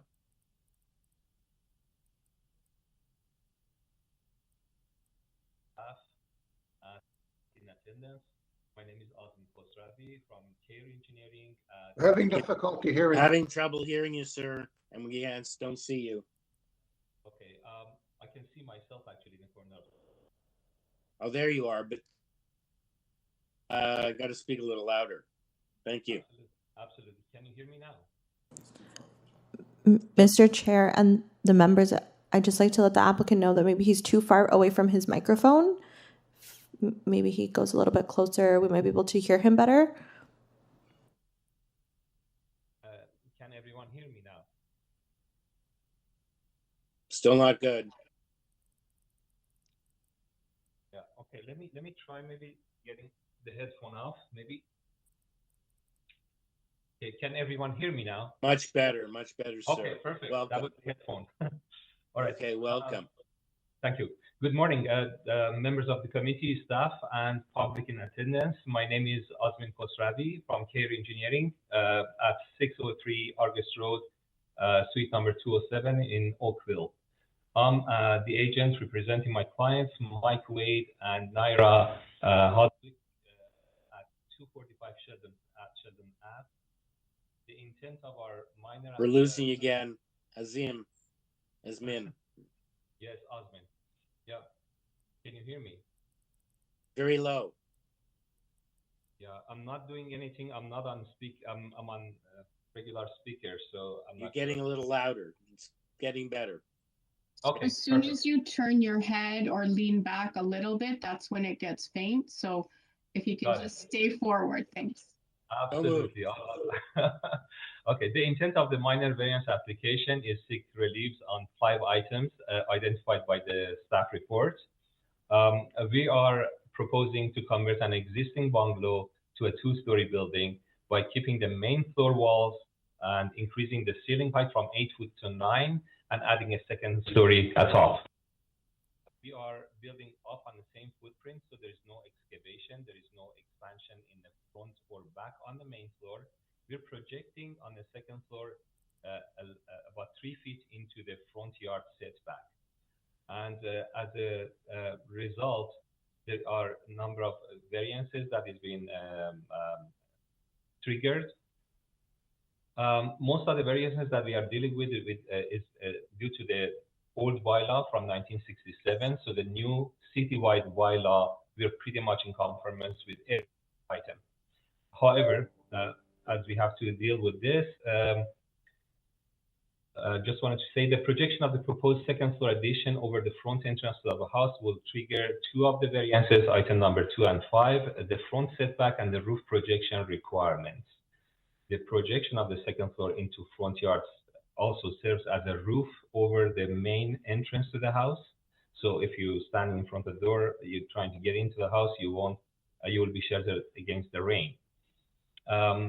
The other variance that we're asking is regarding the overall roof height and the soffit height, which again, we are in conformity with the citywide bylaw, but the older bylaw does request for relief as far as the height. Our proposed application is in general conformity with the growth plan and policies through intensifications in an established neighborhood that is already serviced by municipal water, road, and sewer system, and is encouraged by the policies at different levels of governing levels, such as provincial, local, and regional.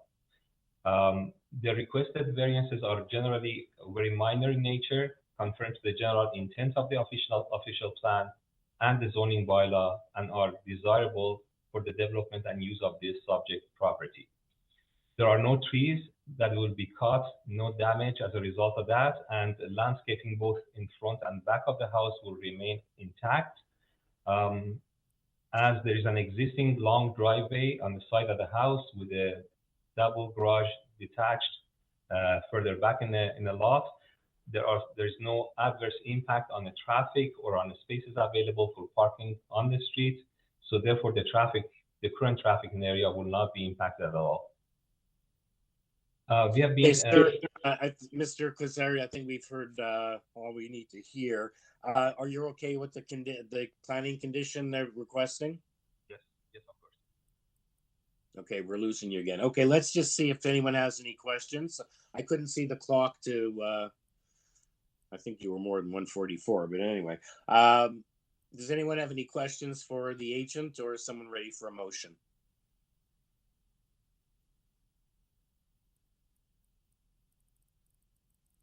Mr. Komarik?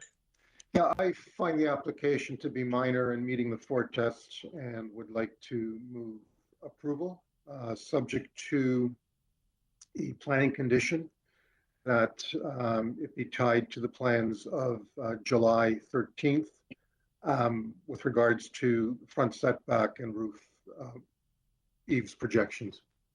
Thank you, Mr. Komarik. Seconder for Mr. Komarik's motion. Ms. McCluskey, thank you. All in favor? Unanimous approval. Thank you. Thank you, sir. Mr. Khosravi, we'll see you again. And it was good to be able to see you too. I like when people appear on camera. Okay, so our next application then is item number 6. 340 Melrose Street. It's an application to construct a second-story addition above the existing dwelling, which will be cantilevered over the existing dwelling on the west side. There are 6 variances. We have planning condition of approval to construct as illustrated regarding the front yard setback and the flat roof height, and otherwise we have nothing whatsoever on this application other than what was filed when it was made. No communication from neighbors or city departments. And the speaker on this application is Jerry Rabiansky. Jerzy Rabiansky. Can you guys hear me? Yes, we can. Okay, good morning, Mr. Chair and members of the committee. My name is Jerzy Rabiansky of Distill Design Inc. at 3-1750 the Queensway, Toronto. I will be presenting this application on behalf of the owner of 340 Melrose Street. We are proposing, like you said, a second story over the existing structure with a cantilever to the west and slightly to the north. Most of these variances come into play as a result of the existing position of the existing structure. I'm not going to take too much time explaining the application, as I think it's pretty, everything is minor in nature, and these variances meet the 4 tests. If you guys have any questions, feel free to ask. Okay, you're okay with the condition being requested by community planning? Yes. Okay, any questions for Jerzy, or is someone ready for a motion? And I can't see graphics, so I don't know if anyone's putting their hand up. Mishi here, yes. Mr. Chair. If no one has any questions, be willing to move to approve the application subject to planning condition number 1, that the development be constructed as illustrated in the architectural plans dated June 9th, 2022, as it relates to front yard setback and flat roof height. Yeah, and I guess meets the 4 tests. Sorry, failed to mention that as well. Okay, thank you. Seconded for Ms. McCluskey's motion. Mr. Taylor, thank you. All in favor? You have unanimous approval. Thank you, Mr. Rabiansky. You have your approval. Okay, our next application is item number 7, 33 Eagle Road. We have revised notice. We only have, this is to construct a new detached dwelling with an attached garage. We have 1 variance only. It was coverage. It was originally 42%. It's now been reduced to 37.03%. And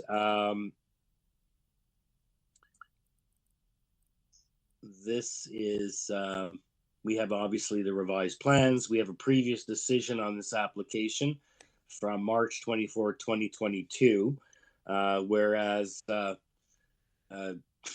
variances were granted, 6 variances were granted on this application. Thing that, unlike last application, it doesn't mention in the preamble that there was a previous application on this, which is surprising. So that application had 6 variances. It included a coverage of 35.89%. And so now they were looking to go to 43, and now we've reduced it down to 37.03, whereas they previously had 35.89. That's the only item before us. And for the neighbors' benefit, I hope the neighbors were aware that this was previously the subject of an approval on the coverage of 35.89. Having said that, we do only have the 1 speaker, Maren Zabzumi. We do have planning is recommending that this application be refused, but that was at the 42%. So perhaps Mr. Zabzumi can give us some guidance onto the if this now he's reduced it and that community planning is okay with that. Mr. Zabzumi. Good morning, Mr. Chair and committee members. My name is Maren Zabzuni at 1140 the Queensway. Okay, we're not getting to see you on camera, sir. Yeah, so I'm happy to explain this situation. It's kind of interesting. Essentially, we were approved a few months ago at committee, and then as we applied for the zoning certificate or submitted, we were hit with a lot coverage variance. And this is due to part of the second floor on the side was cantilevered over this kind of almost open to below area on the first floor, and that was missed. And that's why you see such a small discrepancy from 35.89 to 37.03%. We actually submitted last week's supporting material. We showed the floor plans that were approved on the previous hearing beside the new floor plans. So you could see that they're essentially the same. Building length, building width, everything there is the same. It's not as if we're asking for a bigger home, not at all. This is unfortunately more of a technical situation that the cantilever over the second floor, which was also approved previously, just the lot coverage percentage did not reflect that. And it's unfortunate that we had to go back to committee, clients having to retain that cost, et cetera, for this discrepancy. But we're not asking for a bigger house. We're not asking for anything more that was not already previously approved. And you can see that on the supporting material. Okay. Yeah. So my question for you then is, as I stated, community planning said this should be refused in their July 14th memo at 42%, right? You've now reduced it to 37.03. With planning, obviously, you're now only just slightly over 1% over on coverage. So that is, can we assume that they would be okay with that? I would believe so. We even provided supporting material on other lot coverage. I saw your cover letter in the additional materials. So I can also explain the reason that that it was initially 42%, not initially, but on this application. Yeah, how did it you has do nothing that? to do with the house, is the rear deck that was counted as coverage. So that was also missed. We actually made the deck smaller this time. So you could say that overall the building envelope with the decks is actually smaller than the last approval. And that's why it went down drastically from 42% to 37%. So we sent this over to planning, and they said they're pretty busy. They don't have time to revisit this or review this before the hearing. But given the other approvals in the area at a higher percentage, given that this is the same house that was approved, that neighbors looked at, that planning looked at last time, it's just more of a discrepancy on the side left second floor area. You could see where that is on the supporting material. We showed that. We highlighted it. So just to show that, it's the same as before. Okay, and now my last question for you, Mr. Sabzumi, the fact that this doesn't show like an application number 4 at 39 Queens Mary, which we heard a few minutes ago, it doesn't go on in the purpose of the application to explain that you've already received, had a previous application, got 6 variances, including 1 for coverage. Was that you're doing or community planning? Why was that? That would have been very helpful to the neighbors, I would think. Yeah, no, it's not our doing. You could see on the supporting material that we're actually mentioning the previous hearing, and we're showing a drawing from the previous hearing. Okay, let's see if anyone else has any questions for you, if someone's ready to weigh in with a motion. Please.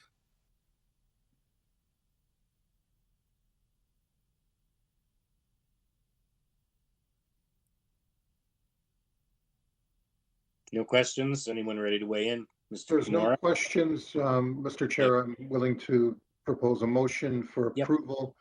I believe this is very minor, meeting the 4 tests, and would therefore like to propose approval with no conditions. Okay, thank you. Seconded for Mr. Kimura's motion.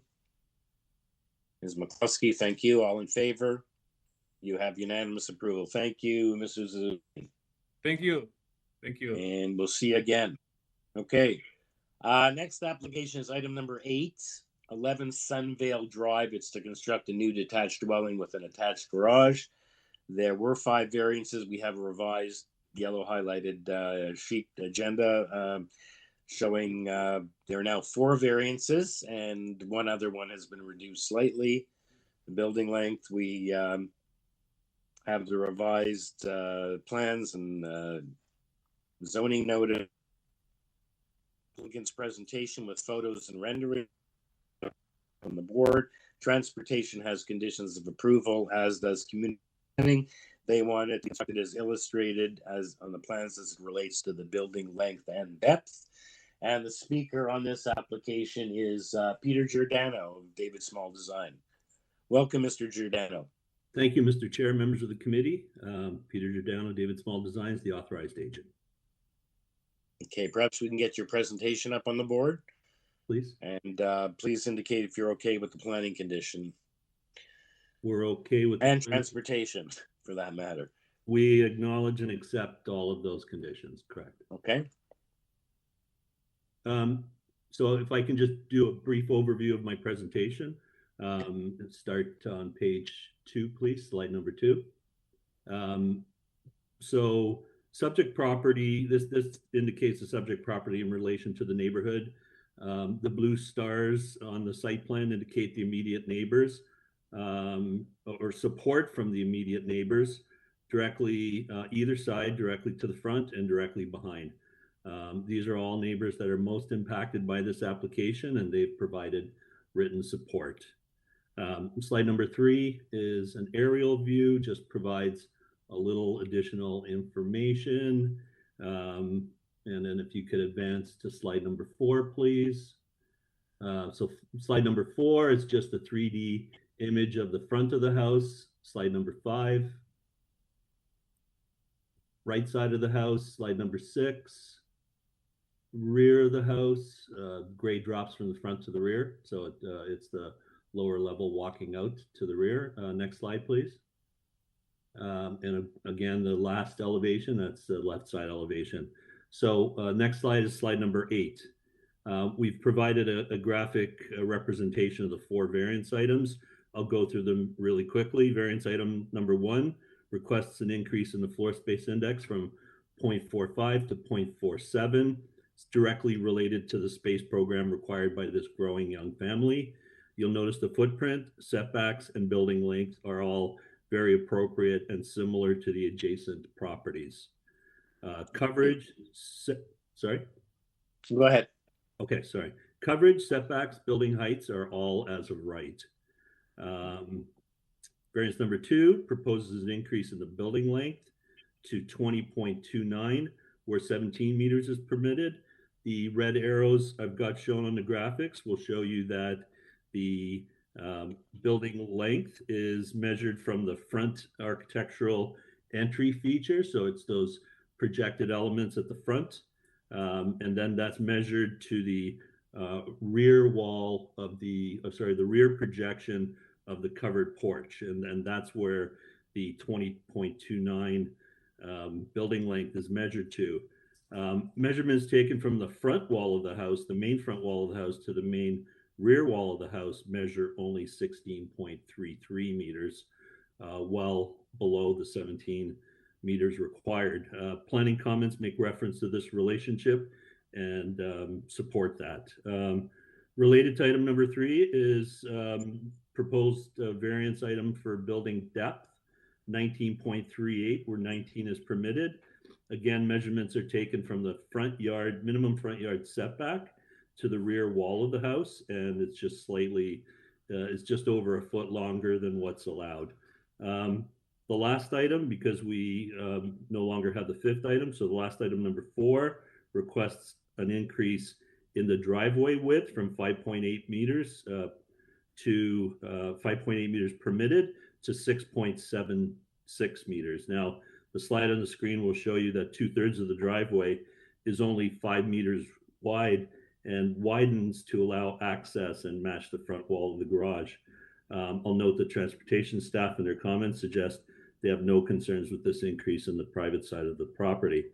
The following slides, I won't necessarily flip through those, but they provide views of the rear yard, side yard, and the local styles of the neighborhood. The staff reports are in support of our application. Again, we accept and acknowledge the conditions of approval. In conclusion, we believe our variance items to be minor and appropriate, pass the 4 tests of Section 45 of the Planning Act. We're hopeful you'll agree. At this time, I'm available to answer any of your questions. Okay, thank you, Mr. Giordano. You did say as well that you're okay with the transportation conditions? Yes, correct. Okay, didn't hear that. Okay, members, any questions, or is someone ready for a motion?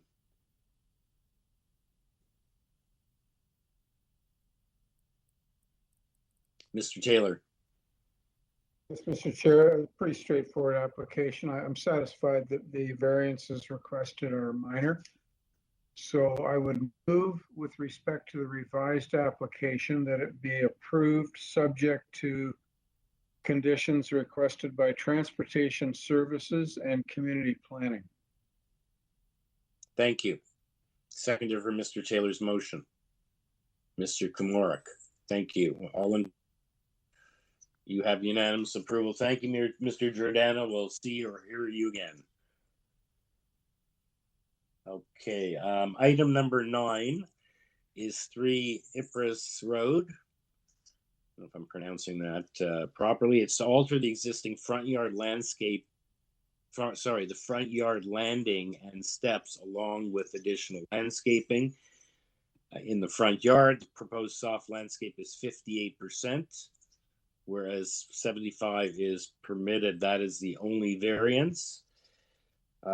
We have planning recommending refusal of the application. We have a previous decision, February 22nd, 2018, on this application. We have a cover letter why they can't comply. So we have the previous decision in 22nd, 2018. That was for rear deck and a second floor balcony. As I said, we have letter of concern and an opposition in our bookmark, but it appears to be the same letter. And it's got a petition attached and it's got photos from number 5 right next door. And registered to speak on this matter is Tony Earl, the owner, who's going to appear by video. And as well, we have the neighbor next door, Melissa Barroso, at number 5, who wrote the letter. Okay. Actually, good morning. My name is Tina Earl. I'm the sister of Tony Earl, and I also own and reside at 3 YPRES Road. So if it's all right, I'll do the presentation. Okay, so you're going to be the speaker, correct? Yes, I'm going to be the speaker. And perhaps we can get your application while you're speaking up on the board if you wish. It's fine. That's why it's not capable to comply. Yeah. I imagine you've gone through it all. I just want to make a couple of additional points. Because I think I've already mentioned that because our lot is graded to the center, it actually slopes All right, down. I just want to point out that back in February 22nd, 2018, the application for the rear deck and second floor balcony was refused. Yes, it was. Okay, go ahead. The same neighbor made the same kind of complaint. So, okay, so please go ahead. Okay, our lot grades to the middle of the yard. So basically, because we're uphill from pretty much everybody, our topsoil and everything has sort of washed into the swale. Soil and gravel under our steps has also washed out.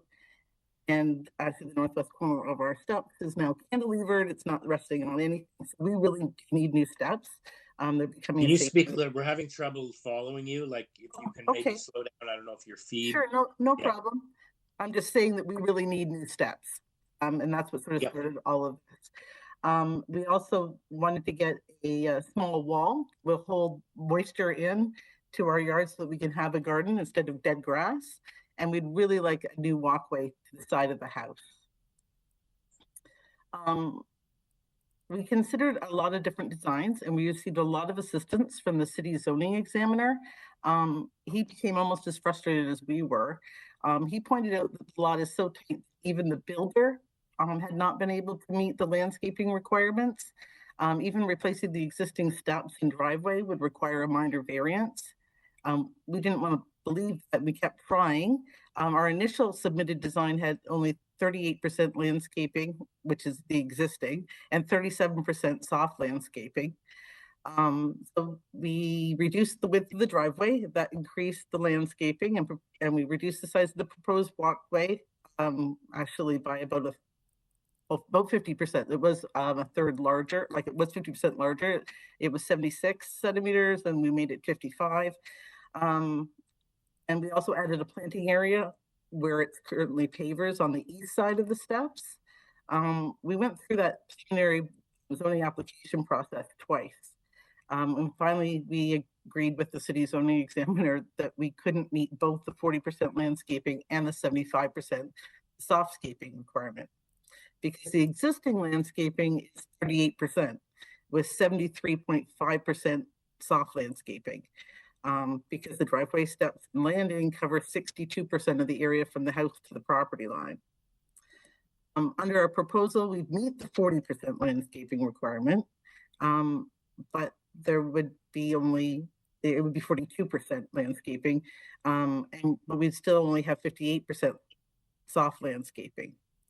So we thought it might be helpful to figure out what the effect is on the entire front yard. And I know that the city's easement from the property line to the sidewalk isn't, one of the decisions that, like, we don't have a right to any of that, but we looked at what the total softscaping is for the entire front yard.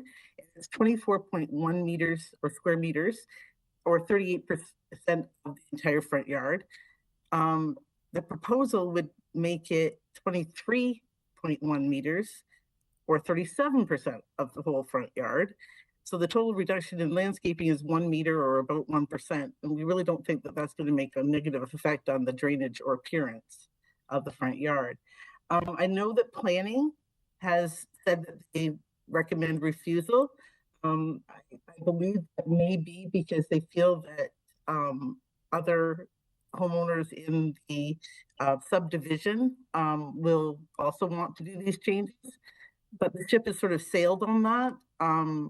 There are 42 houses in the subdivision, and about a quarter of them have already done these renovations. I think I submitted pictures, and a lot of those homeowners actually are not, according to the petition, are not opposed to our request for a variance. I'm happy to answer any questions, but otherwise I think everything's in my submission. Okay, I'm just looking at you're speaking to the planning report, and it says city planning has reviewed the application, supporting material, previous committee of adjustment decisions did not find any approved front yard landscape deficiencies in the neighborhood that is similar to the proposed variance. No, there's no approved ones. There's some that have been not been enforced, but there's there were no approved ones. We're asking for approval. We won't do a renovation without approval. I can't help what my neighbors do. Yeah. It also says it also be noted this property forms part of a previous rezoning application which underwent extensive review by city staff. If approved, this decision could have wide-ranging implications for the rest of the subdivision. Which I took to mean that they feel that everybody else will try to do the same thing. Exactly. And they've already been doing it. Okay. Thank you, Ms. Earl. Anyone have any questions for the applicant? If not, we'll hear from the neighbor. No questions at this time? Okay. So the next speaker is Melissa Barroso of number 5. And we have, I believe that's the only letter we have. Perhaps staff can clarify. It shows in our bookmark we have a letter of concern and a letter of opposition, but I think she just refiled it with a petition attached. Is that the case? That's correct, yes. Then we have a letter of, so I did mention we also have a letter of support at 43. I think it's support. Yeah, it says letter of support with their concern with accessing their backyard. Okay, that's number 43. Okay, but at this point, we're hearing from number 5, Melissa. Yes, hello everyone. Okay, welcome. Thank you. Am I showing on video? I don't see you on my screen. Okay. Perhaps staff can arrange that. Sorry, Mr. Chair, she did not request to be on video during the registration. Okay, then that's okay. That's fine. Sorry, I wasn't sure if I had access to that. So my name is Melissa Barroso, and my family and I are the adjoining neighbors at 5 YPRES Road. So we're just west of the applicant here. And we share a mutual walkway between our homes, providing us direct access to our backyards.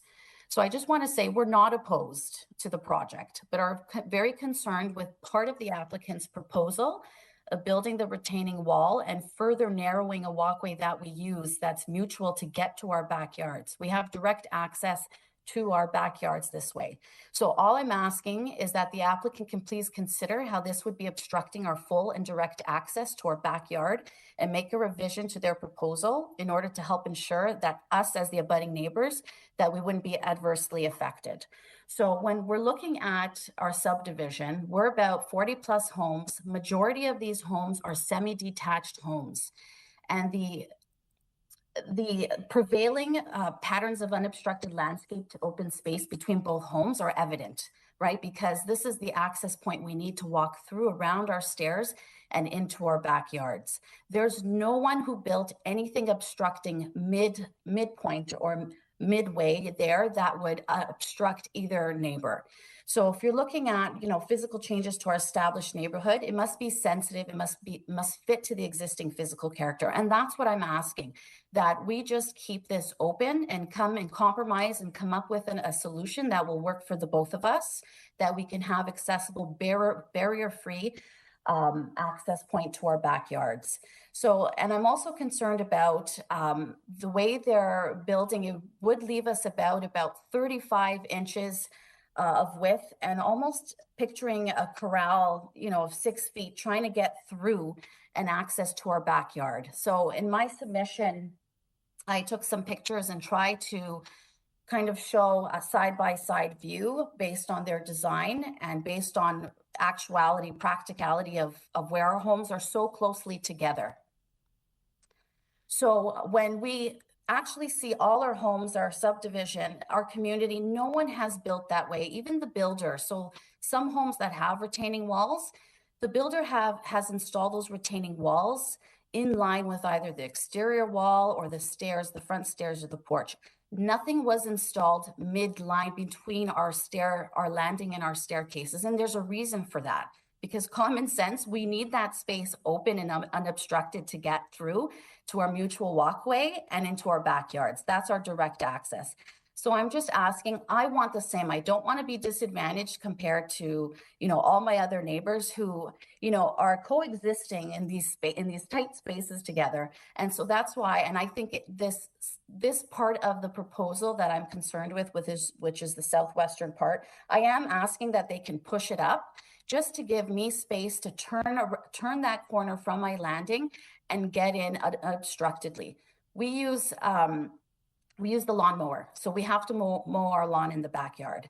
How are we going to get through there? Like, this is a 35-inch narrow space, and essentially with their wall that they're proposing to build, it's going to corral us through. It's a pinch point there. We're going to have to lift heavy and cumbersome objects. There's a safety risk to us as well. And I'm very concerned because there's no opportunity to try to maneuver without, you know, risk of injury. And then I'm also concerned about, you know, and that's why I want to work with them to come up with a viable solution for both. That, you know, honestly, it's an even distribution. We don't have to worry about water runoff going more to my side or not, because when they build that, guess what? My little narrow spot, it's going to be pooling with water and it's going to be super saturated. And then we're going to be vulnerable to any kind of stair issues or damage with our foundation. So I think just like every other neighbor who's done in our subdivision, who's worked together and built their landscape where it's open landscape space, just like, you know, what the official plan kind of refers to, and make it where it's, you know, an even distributed. If there is water runoff, like there's no issue of water drainage. So that's my concern. And I'm so willing to work with my neighbor. And as long as she's willing to work with me, I think we can come up with a more viable solution. Because again, even thinking about, you know, trying to get a wheelbarrow through there, you know, furniture, you know, trying to maneuver, my kids trying to maneuver their bikes through there. Like, it's honestly, it's going to be a risk of injury, and it's really not appropriate for that land space. And I think it can be easily revised where they still have, you know, they can beautify their home and their property. And I think it's great, but that it's not going to negatively impact on us keeping that accessible, barrier-free and unobstructed. If there's any questions, I'm glad to answer. Does anyone have any questions for Ms. Barroso. And thank you. Have your we had your thing of your also diagrams and renderings attached to your letter, which full. Thank you. Helpful presentation. If no questions, let's go back to Ms. Earl for a rebuttal to what you had to say.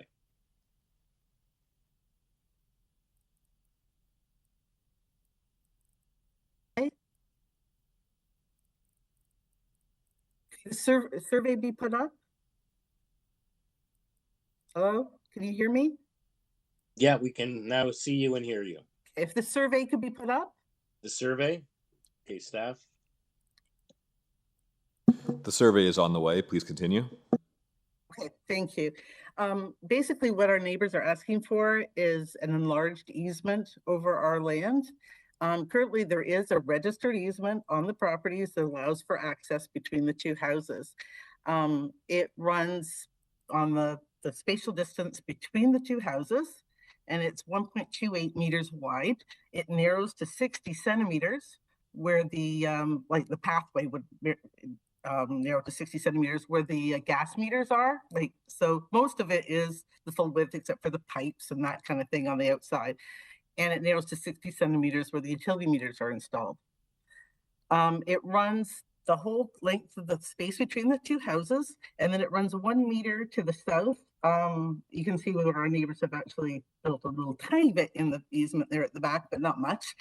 And then at the front, it extends 1.9 meters northward. So that's the area of the easement that we're talking about that exists right now. Our proposed fence and wall, they'll begin 2.2 meters north of the face of the house. So about 30 centimeters or a foot north of the north boundary of the easement. And that point, that 2.2 meter point corresponds to where the foundation for the porch and the first few steps down ends. It is built out from the house to that point, and then the retaining wall would begin, and then the retaining wall goes to the edge of our property, to our property line. In her drawing, what she suggests is that we start building the retaining wall about 1 meter from our property line. So our retaining wall would be 1 meter long in the spot where it's needed the least. The city zoning examiner did review our survey, including the existing easement and our plans, and they didn't find any deficiency with respect to the structure or placement of the wall or the fence. That's not actually a variance that's required. The only deficiency was the amount of soft landscaping, and that's what our application's about. I don't really understand why we would give another easement. There is an access easement there, and we're not interfering with it. Okay, thank you. Members, any questions for the applicant or the neighbor, or someone ready to weigh in with a motion? I have a question for the applicant, if I may, Mr. Chair. Yep. Ma'am, I just did a Google Street View drive down your street, and I'm looking at number 53, number 49, number 41. They all have similar, or if not identical, situations to your property. Yeah. Where there's retaining walls that have been built. And those retaining walls have been built back from the property line, precisely as your neighbor has indicating. Is there any reason why you don't wish to do that? Well, essentially by doing that, we give them our land. We wouldn't be able to act, like we wouldn't be using our land. That's what happens with when you put it in the middle, that last. Well, you're actually not giving it to them. You're just continuing it as mutual use. Yeah. Well, it's not supposed to be mutual use there, though. That's our land there. I understand that. It's not part of the easement. Okay, I'm sorry. I'm not trying to argue with you. I'm just trying to. It's not. No, but I'm just saying that, you know, when you look at the street, other people have done precisely what your neighbor is suggesting. And anyway, that's fine. Thanks. Actually, it was sort of an engineering decision to hold up the whole front yard, so and we would lose an awful lot of the green space. We would end up with maybe 50% or 45% soft landscaping as a result. You can still keep the walkway as soft landscaping if you choose, but that's okay. Well, I wanted to say, well, actually, that would mean that we wouldn't have a walkway, or it would have to be part of the walkway. Because the walkway would be right up against the side of the stairs then, and the walkway is beside the stairs. Okay, you have your answer. Let's, any other questions for the neighbor or for Ms. Earl, or is someone ready for a motion?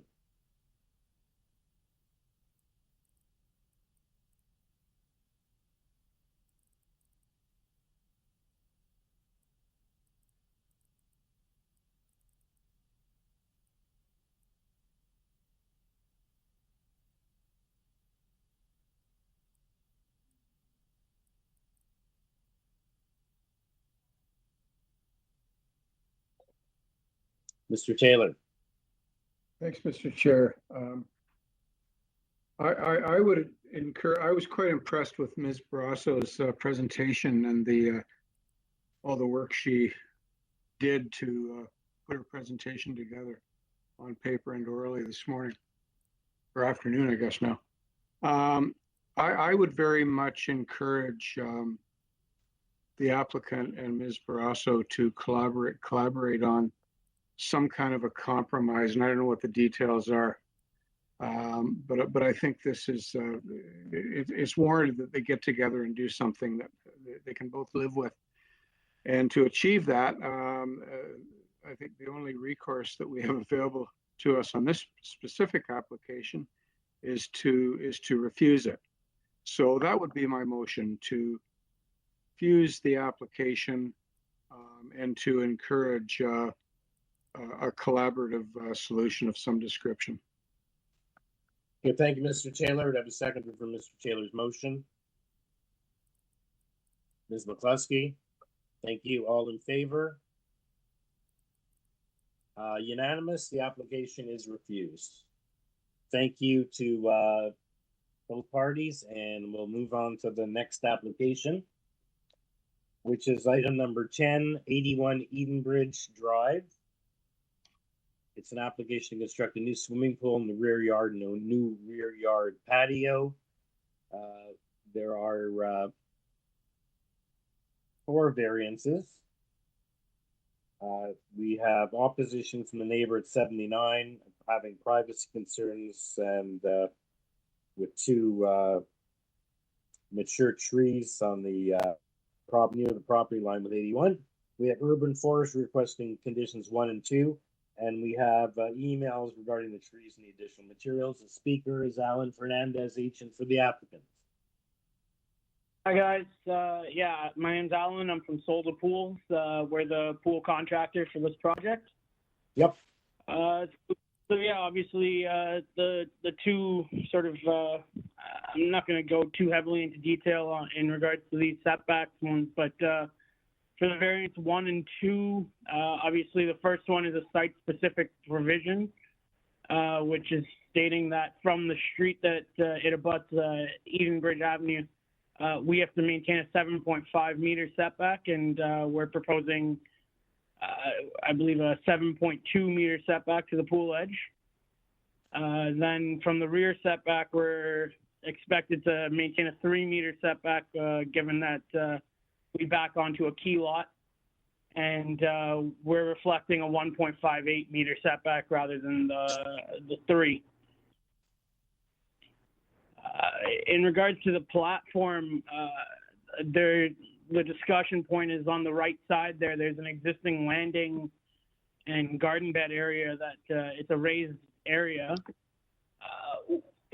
It's been existing for about 2 decades now, as per the client's notes, and we are unsure if this is going to hold up the process on it. But we think that if it's something that's already existing, we're unsure if it necessarily needs to be removed. However, we're willing to discuss that point. And then obviously the encroachment agreement, we're happy to do whatever is required in order to move ahead with that. And along with the objection letter that we received from the neighbor regarding their tree, we've got a comment in our documents that can be viewed that basically just states that a woman from Urban Forestry did attend the site just to do a quick check on it. And they deemed that obviously we would need to go in for an arborist report and a permit to injure, which we're happy to do so if we need to. But they said that they don't see any issues currently. Okay. That Great. pretty much, yeah. Yeah, go ahead. Okay, so yeah, so the urban forest, you're okay with, they're asking for conditions 1 and 2. So the trees are dealt with, right? Yep. Yep. Okay. Let's So- just so see we're if happy to move any ahead of the with that members if have any questions for you, sir. Sorry, I didn't hear that. Sorry? I didn't hear your last comment because I was speaking. No, we're happy to move ahead with any of Urban Forestry's requirements or any conditions regarding applying for permits to injure the tree if necessary. Okay, thank you. Members, any questions for Mr. Fernandez or is someone ready? If I may, Mr. Chair, Stan. Is there any technical or physical reason the pool can't be built slightly closer to the home? So one of the biggest concerns is obviously, and noted on the plan, there's an existing gas line that's running across the pool there. In theory, they've asked us if we could potentially run it along the side of the house, but the cost expense in order to do that is it's quite substantial. And obviously the homeowners are still planning on relocating the gas line a touch, but nothing that could potentially risk us not having a pool there. The further in we go, the more we have to relocate, and that's a bit of a stress on our end. I'm not sure I understand that because the gas line needs to be relocated in any event because it's currently showing. It does, but when we initially started this design process, we had shown we were attempting to go in for the 3-meter setback to maintain it, and we don't have the gas code distance separation from pool edge underground. If we were to maintain the 3-meter setback and the gas line setback, I believe it's a 1.2 meter setback from gas line to pool edge. And if we're to attempt to do that, then we can't maintain the 3-meter setback. So that's why we've shown that. And under your current proposal, you can maintain it? Under the current proposal, yes. If we relocate the gas line, we have the space to maintain. Because I'm not sure if you can see the note there. There's a 1.54 meter setback to the fence itself at the house that we're proposing. So we've already got over 5 feet there, and if they move the gas line out of that 5 feet, then we're in a better spot. Okay. Any other further questions, panel member, or is someone ready for a motion? Part of it, sorry, just one last comment on our end. I believe there was a note of privacy being an issue as well, and that's why we wanted to also place the seating area, which is proposed on the patio, is what our proposal is. We wanted to ensure that the seating area is as far away from the homeowners, from the neighbors as possible to make sure that their privacy is maintained. And we're planning on putting some larger plants in there that grow a little taller, and that'll just add to their notes of the privacy issue that they see.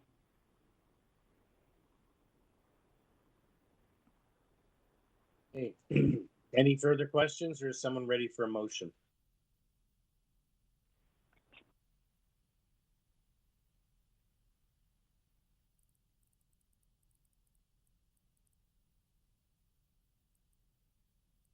I'm ready for a motion. I'll move for approval of the variances that are minor nature or just planning out. Loosen, yeah. Conditions 1 and 2. Sorry, was there something else, Mr. Chair? Yeah, I think you were just losing you a little bit, but just making a motion to approve subject to urban forestry conditions 1 and 2. Correct. Correct? Yes. Okay. Thank you, sir.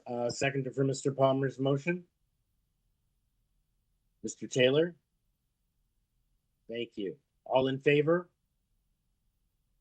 It's unanimous. You have your approval. Thank you, Mr. Fernandez. Okay, our next application looks like a very simple one. Nothing on file as item number 11. 228 30th Street, an application to construct a one-story rear addition and a rear yard deck. And we have nothing on file. There are 3 variances. Urban Forestry is looking for condition number 1, and the speaker is Marco Vieira. Hello, Mr. Vieira. Good afternoon, Mr. Chair, members of the committee. My name is Marco Vieira. I'm at 257 Dunraven Drive. And you're correct, it's a simple application, 3 minor variances. We're looking at extending the existing one-story dwelling, allow my clients to have basically everything accessed within the first floor. They've recently sold their larger home. They've downsized to move into the neighborhood. And this just gives them a little bit more to ensure we have space in the bathroom, in the main bedroom, I guess, on the first floor, and trying to accommodate everything they need without them having to go level. Okay, thank you, Mr. Vieira. Any questions, or is someone ready for a motion? And there is Urban Forestry Condition 1. Yeah, Mr. Chair, a question. Yes. Can I assume that with respect to variance 2, the front yard setback is an existing condition? Through you, Mr. Chair, the setback is not quite existing. It's because the current portion of the front facade is being moved partially over to the existing concrete porch that is there. And that is to be able to widen the stairs and provide a landing that goes down to the basement. The current stairs have a series of winders as you go down. This was done to enlarge those stairs, but we are not coming forward in the existing footprint of that porch. Thank you.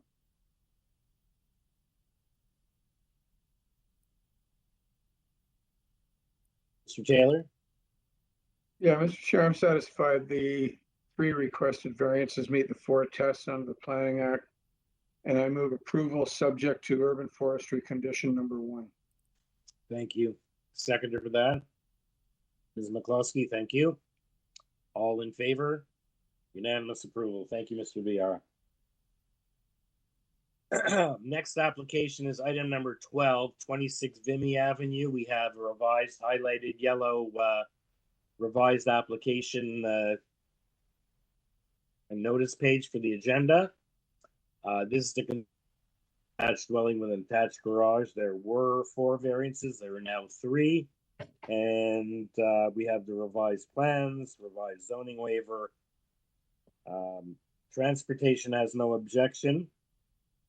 Planning is given us a report where they're asking us to refuse the variance, the FSI of 0.78 where 40 is permitted. There's no suggestion as to what would be acceptable.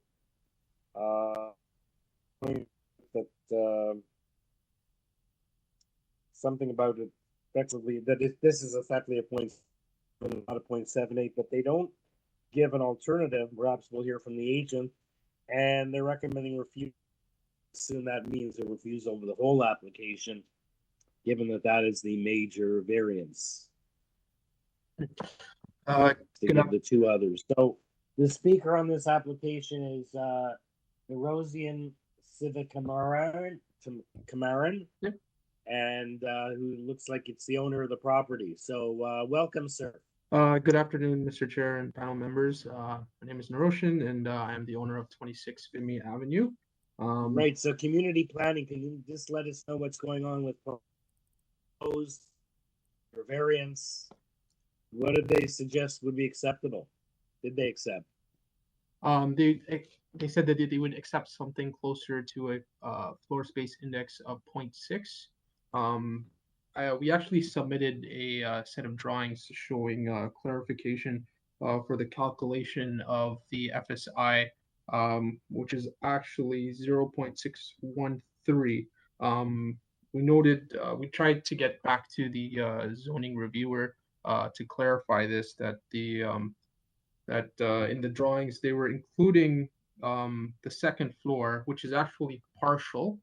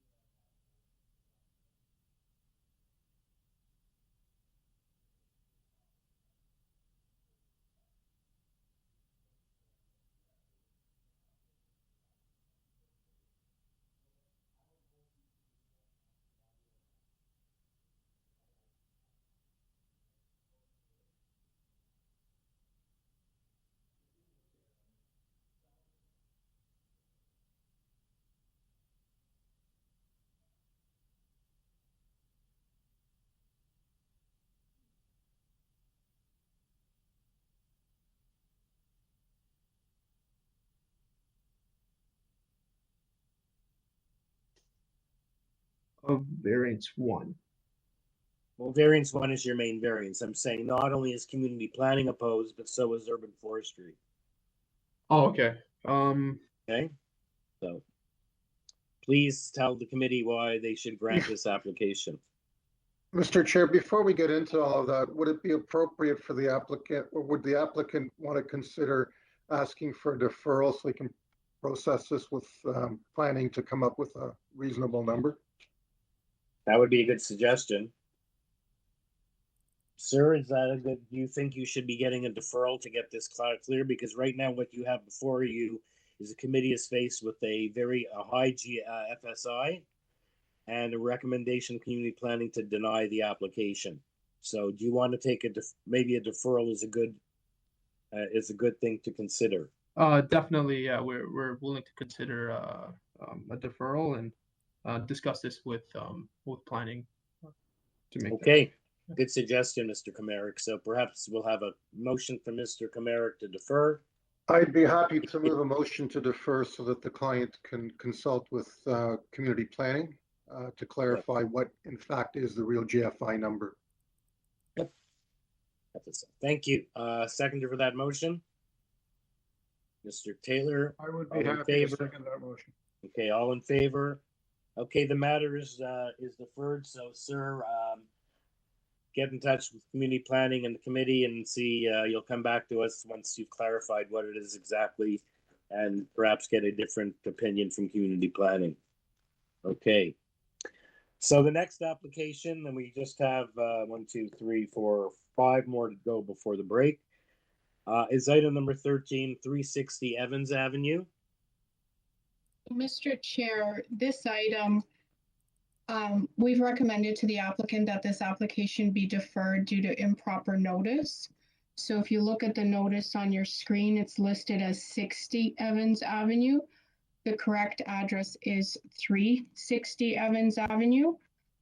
We were willing to reschedule it for August 18th. The applicant did not agree to that. It is my recommendation that this application be deferred to improper notice. Okay, yes, the address is wrong. We also have, this is an application to permit a bingo hall with 3 variances. There's a cover letter by the group. Transportation wishes this matter to be deferred as well. To satisfy the requirements of through a parking justification study to justify the variance. Economic development is looking for a refusal, as is planning. I believe Councillor Nunziata is in support. This matter was before community in the additional materials before City Council in the zoning conformity for OP employment areas. We have a memo on that, or minutes from that. And like we said, we have Councillor Nunziata in full support. So the issue is we have a notification. So let's hear from Stephen Albanese, the agent. We also, just a note, we had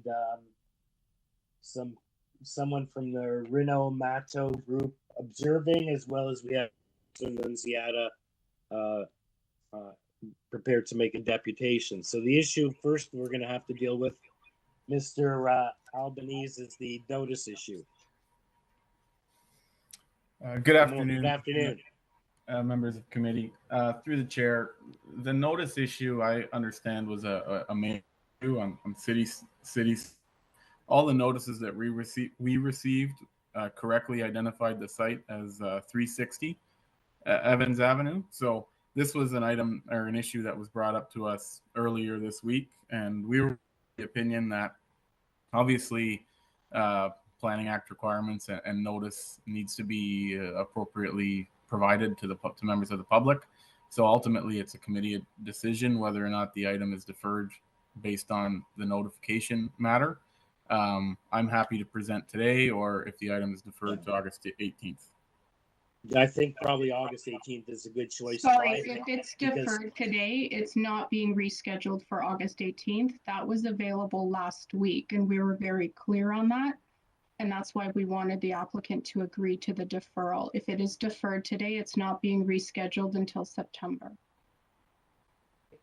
Thanks for clarifying that, Ms. Bartosik. So, sir, that is the position. we'll have to, I don't know what the, if you want to make submissions on whether we should hear it, but it appears to be a notice issue. So in the event of a decision, that would be a ground of appeal in and of itself. So. No, and I understand that. Like I said, I'm happy to make the presentation, but this is a matter of Planning Act requirements. So if it needs to be deferred to September, it needs to be deferred to September. But like I said, I'm happy to, make the case to you today, and that way you can defer your decision till September, or alternatively, if you'd like to hear all the items, the materials in September, that's fine as well. Yeah, well, if we're going to be making the decision in September, you'd make your submissions at that time to the panel members who happen to be on the panel at that time. Panel members, any questions, or whether anyone thinks this matter should be deferred or should not be deferred, purely for the notice issue? Yeah, Mr. Chair, if you don't mind, a question of staff.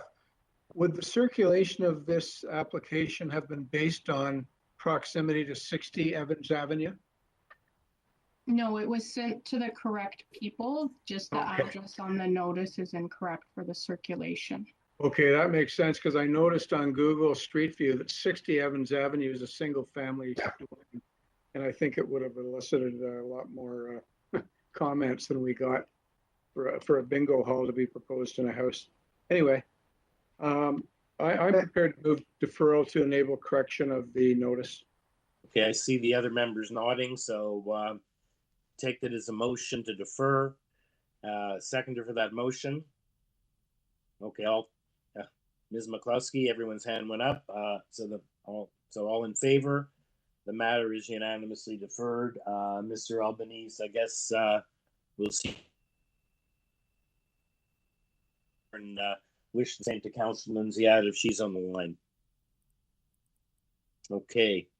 Okay, so that saves us some time here. Item number 14 is the next application, 27 Brownville Avenue. And this is an application to legalize and maintain the existing detached dwelling with a detached garage currently under construction. There are three variances. We have an order to comply dated May 6, 2021. We have Metrolinx advisory, and in the additional material, again, we have the order to comply and a support letters from 35, 33, 27, 28, and 25 Brownville. Urban Forest looking for conditions 2 and 3.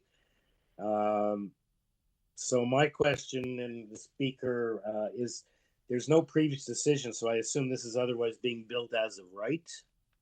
That's currently under construction. Rock Kim. Hello, hi. My name is Rakim. Welcome, sir. Yeah, how are you? Good. So is this being built as of right now? Yeah, actually, we had been building permit with the addition of the second floor and the backside, but the ground floor wall is not stabilized, and then we have to tear it down and then make the new wall, and then it goes to the new permit. So there's an issue for the side yard setback part. So it's now being considered a new home.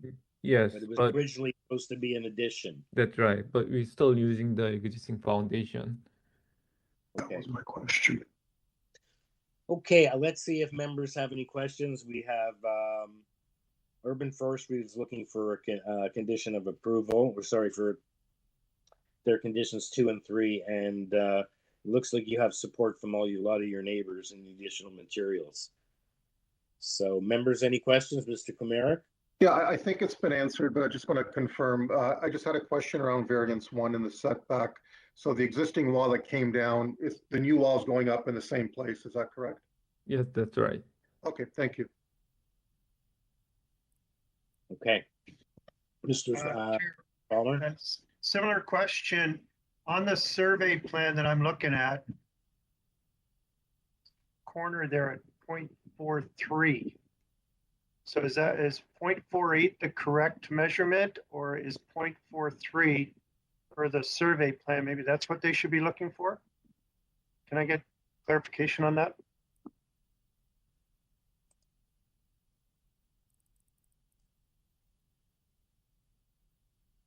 Mr. Kim? Yeah, I'm sorry. I'm looking at the survey right now. Okay. 0.48, yeah.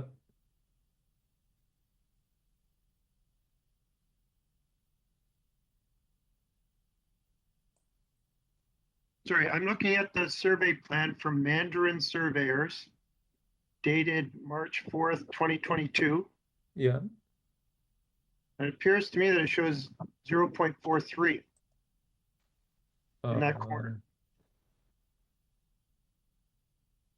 If you look at the grading plan, the most recent one, we submitted 0.48. That's what they measured actually on the site.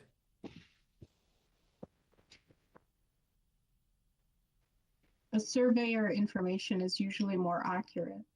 Yeah, this is a real property survey from what I understand. Not an engineer's plan. This is from the surveyor when they go on site and measure the foundations. Yeah, as built, the Mandarin measured it again on the as built on the site. Most updated one is March 21st.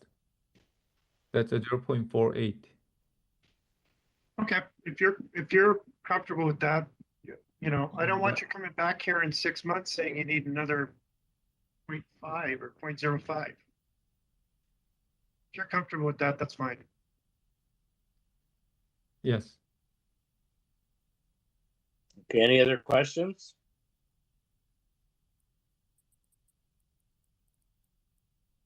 And if none, is someone ready?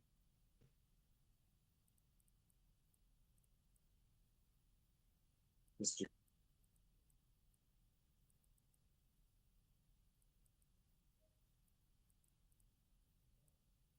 I think you're muted. Stan. Sorry, I hit the wrong button.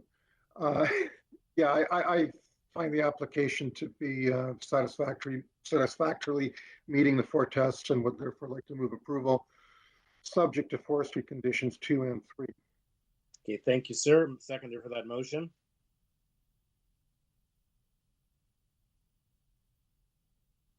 All in favor, unanimous. You have your, Mr. Kim, you have your approval. Thank you.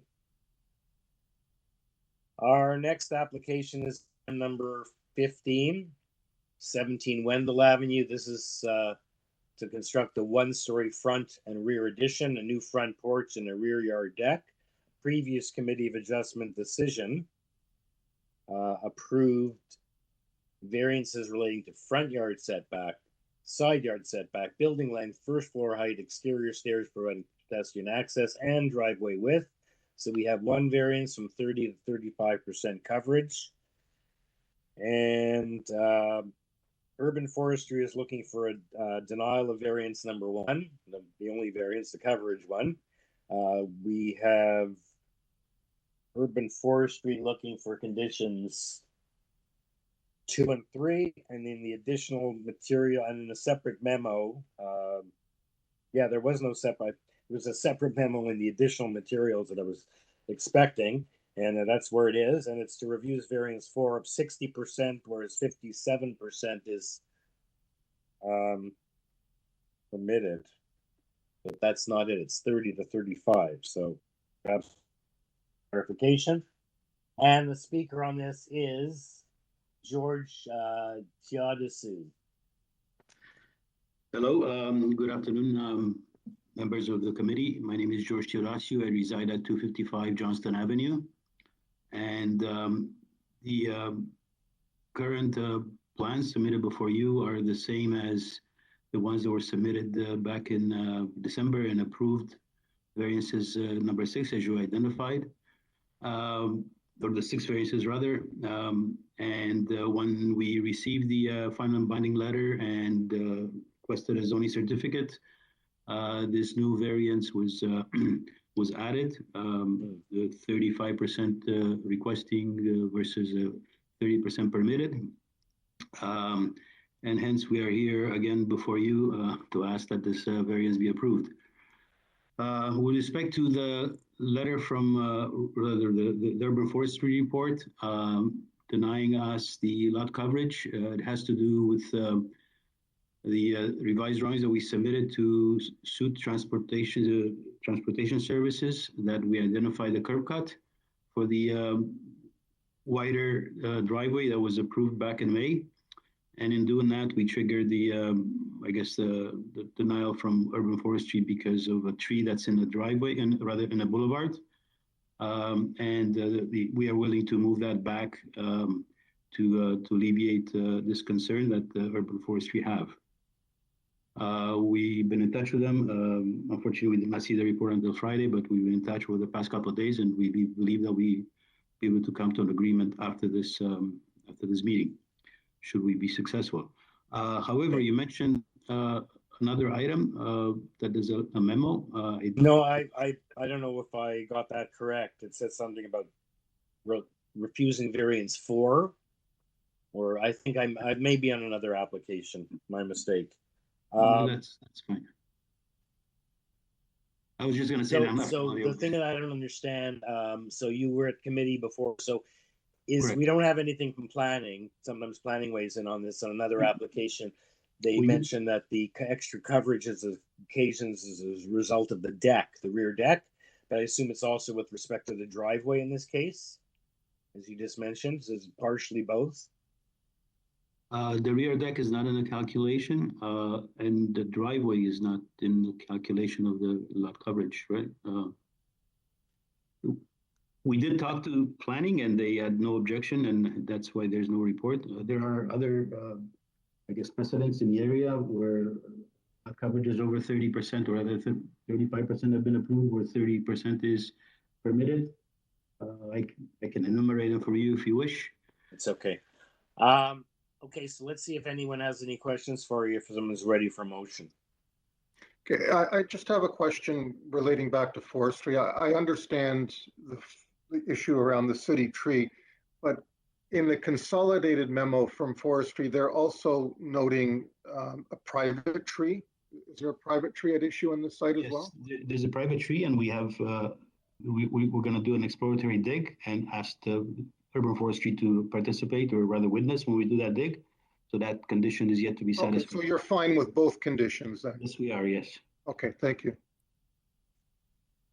Okay, any other questions, or is someone ready for a motion?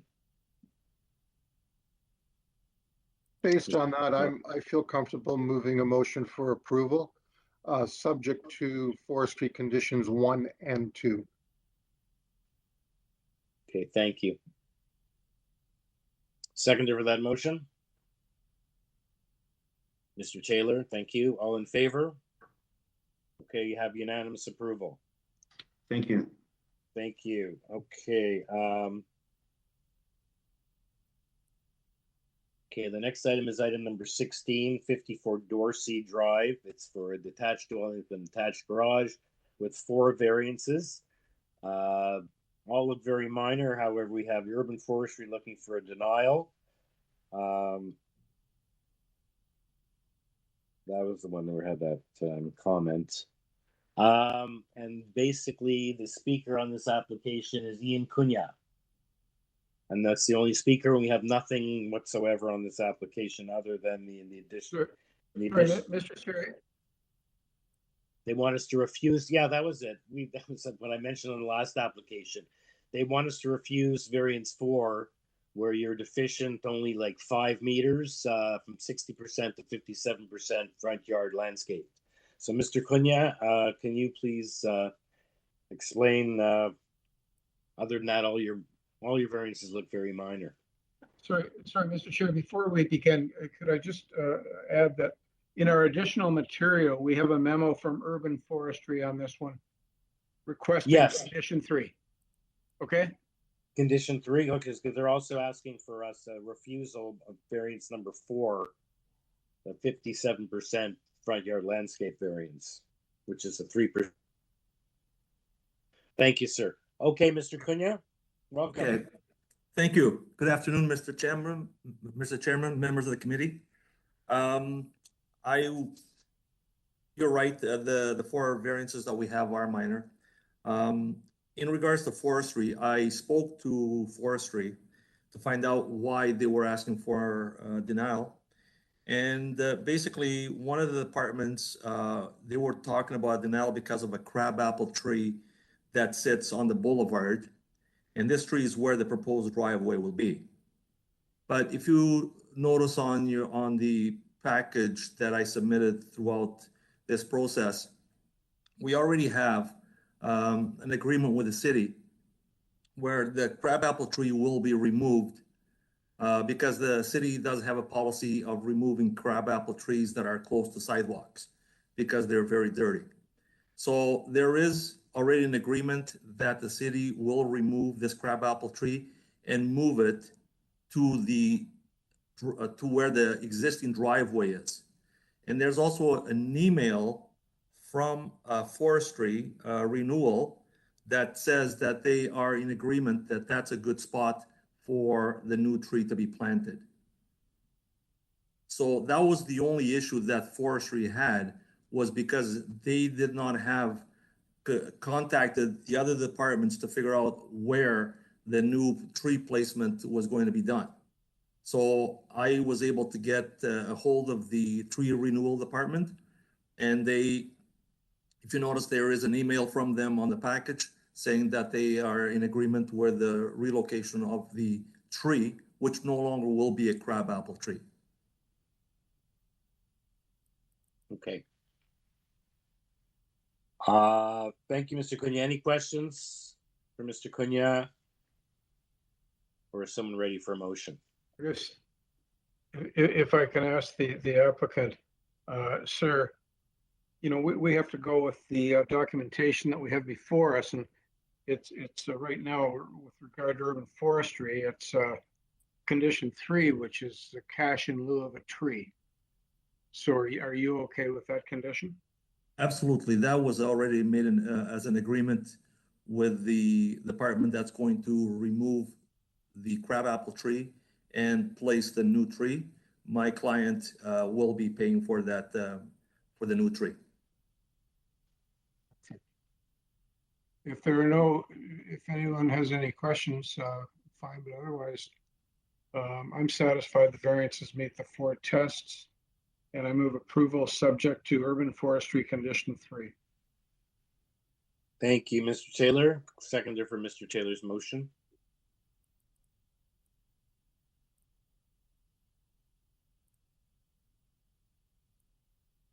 Ms. McCluskey, thank you.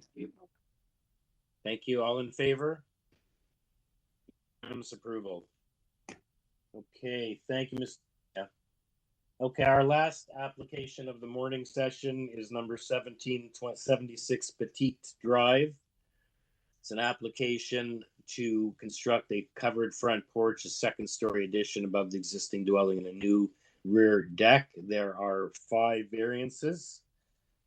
We have a planning report for information dated July 12, 2022, where they have no concerns with the lot coverage in this particular application. That's what I was talking in the last one, because the variance relates solely to the rear deck, they've explained, and that the massing of the dwelling, if not for the deck, would comply with the permitted lot coverage of 33%. So that was the one I was mentioning earlier.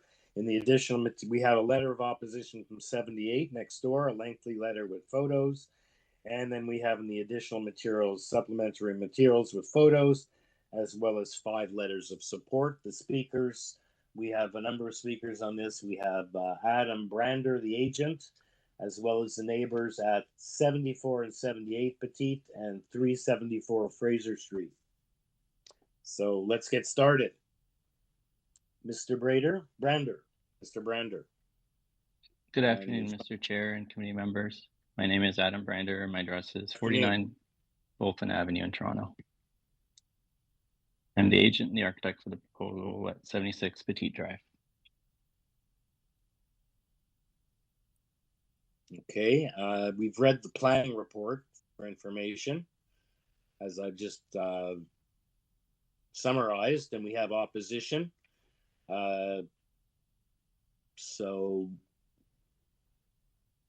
Perhaps, I don't know if you want to wait, you want to make a short presentation now and then respond to the concerns of the neighbors. Staff, we do have the 3 neighbors on the line ready to make submissions on this. Yes, we do. Okay, thank you. Certainly. Okay, Mr. Brander? I can make a presentation briefly. Yeah, why don't you briefly outline and then you can respond to the concerns as well. Sure. This proposal seeks to add a second story atop the existing bungalow that sits on the site currently. Our homeowners are a young family looking to add to the house to update it and suit the needs of their growing family. We're here to seek relief for 4 variances relating to the current 569 bylaw and 1 from the former Etobicoke bylaw.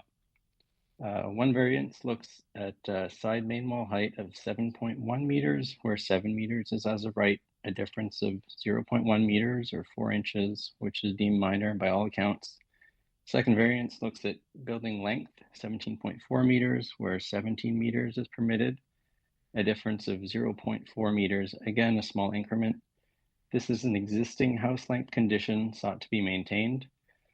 If we could refer to the survey, it can be seen that the existing length is largely consistent with its immediate neighbors. Another variance looks at floor space index. Proposed is 0.57 times the area of the lot, where 0.45 is as of right. If the staff could bring up our support material for the application, please refer to. If we refer to support material sheet 1, a review of the study area gives context of recent nearby approvals for FSI in the 0.5 to 0.65 range, all approved, which this proposal situates squarely within. It would appear several of these proposals were similar in nature that added additional usable space on a second story atop an existing 1 story as an efficient approach. And these examples share identical zoning as RD and are all in the same bounding block. Support material sheet 2, if you can scroll down, gives some built form framework to the proposal, just on the next sheet. Namely 2-story houses common in the area, all facing onto the subject property street, as near as directly across the street from the subject property. Scrolling to sheet 3, the diagram is intended to convey the modest modification of the building footprint. If you can just scroll down again, which relates to coverage. The change is confined to a slightly wider garage for better functioning and a bay window element of the design, which are felt as minor. This file has a report from community planning, as mentioned, which gives additional supportive perspective on coverage. By their measure, the proposed dwelling fits the coverage itself, though by virtue of the rear deck, this coverage is exceeded slightly, and community planning has no concerns with this. There's also a lone variance from the former Etobicoke bylaw, soffit location at 7.1 meters, where 6.5 is permitted. Not an overall height variance, and only 0.6 meters, which is mainly in keeping, and perhaps skewed a bit by the sloping site. But as mentioned earlier today, this is in the former bylaw, which is effectively on its way out. The final support sheet, just one more down, gives reference to the neighbor engagement the homeowners undertook as an important arm to this process. And in terms of the surrounding neighbors, they engage with in person in advance of the hearing. This is supplemented by support letters that are on the file. It can be noted that the neighbors at 78 were the first neighbors communicated with. However, it was expressed that their opinion would not be as supportable of any of the various aspects of this proposal. And yeah, with no concerns from planning, some neighbor support and engagement, and the reasoning expressed here, it's felt these variances are demonstrated as minor and supportable. And these are my initial submissions in support of the application. Thank you. Thank you, sir. Okay, you'll have a chance to respond to what the neighbors have to say. Does anyone have any questions for the agent at this time? Okay, and thank you for those presentation materials, including showing the increase in the coverage. And together with the information report from the city, it looks like coverage can possibly be considered an issue.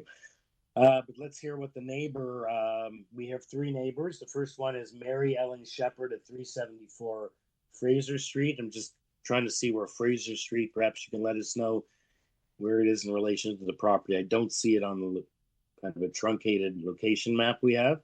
So let's hear from Mary Ellen Shepherd. Welcome.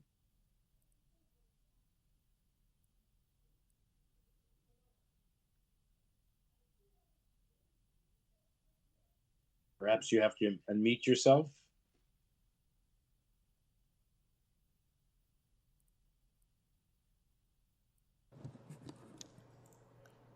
Through you, Mr. Chair, she's been unmuted.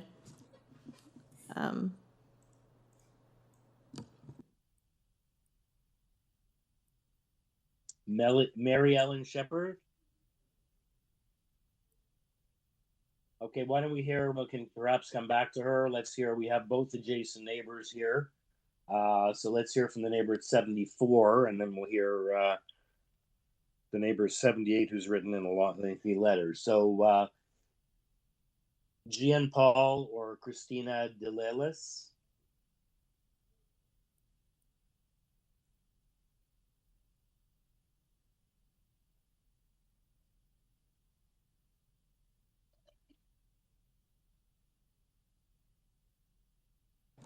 Christina, you're unmuted. Oh, hi. Yes, so we have a few concerns, or not that many concerns. We just looked at the plan and we're just more concerned about the height of the dwelling. Okay. I apologize. My husband is the one that is responsible for putting in the submission. So can we pass till I get a hold of him? He actually just messaged me and he wants me to mention the water management with regards to the soffits.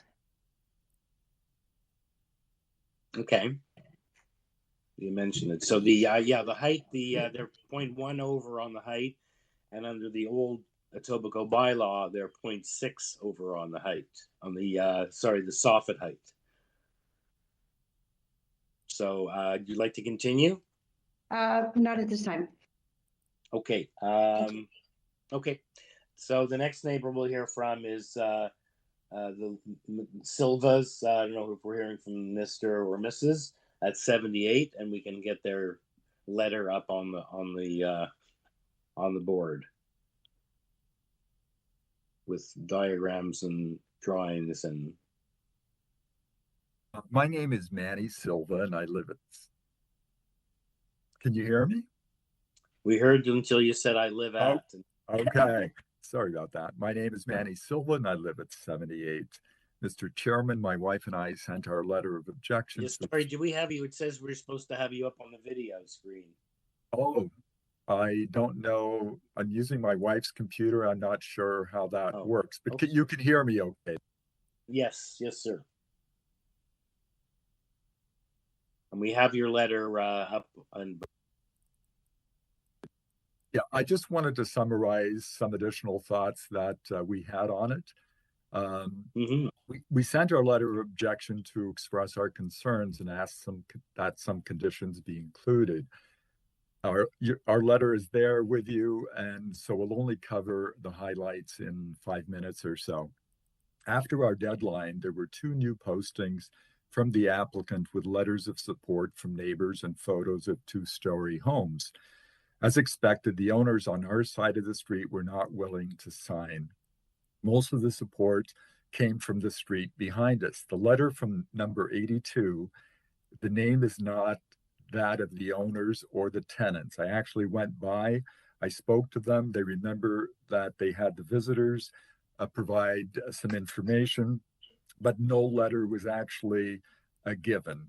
There was also no letter from Claudia or Pina at number 81, but it was shown as them supporting the project. In short, there was no support from our side of the street and only one individual from across the street. I've also had a look at the photos submitted, illustrating the various 2-story homes nearby. The examples include 2 which do not show an entrance because they are not 2 stories. They are, in fact, side splits on corner lots with downward slopes. If our house, or even number 76, was on one of those corner lots, they too would have the same 2-story appearance. Number 79 is a 1-story at the front and a 2-story at the back. Number 73 is a raised multi-level home. I'll highlight some of our main concerns for the objections. We are not in favor of a second story, but we do object to it, going beyond code. In particular, the variances with significant percentages such as height violation of 9, lot coverage of 15, maximum floor space of 26% above code. We're puzzled as to why the existing generous bylaws needed to be overstepped. On the application form, under why is it not possible to comply, the explanation is existing conditions. We don't know what that means. We see a loss of privacy and light. Just adding a second story within code will result in the house towering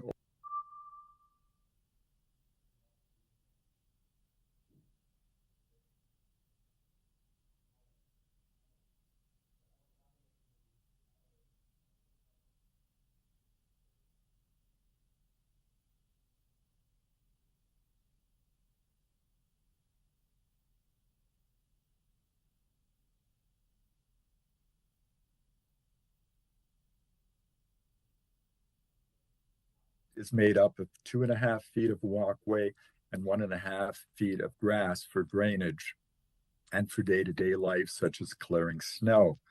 Also, the plans show a new side door from the basement to a mudroom on the first level, thereby increasing foot traffic. It's planned right in front of our dining room window. We have 5 windows on that side. Also, the plans for the massive deck to be constructed looking down on our yard, impacting our privacy. Also, it's not clear if further elevation changes are being made to the backyard adjacent to ours, and we would like clarification. Given the loss of privacy, it is imperative to have a 2-meter wood privacy fence from the side of the garage to the end of the property, taking into consideration any new elevation points. It must include proper drainage, such as a swale. We see excess drainage on our property. The plans show the roof overhang on our side to be a foot wider than the other side. This will impact us as snow melts, ice slides off the roof, and in heavy rain. It's imperative the overhang be proportionate.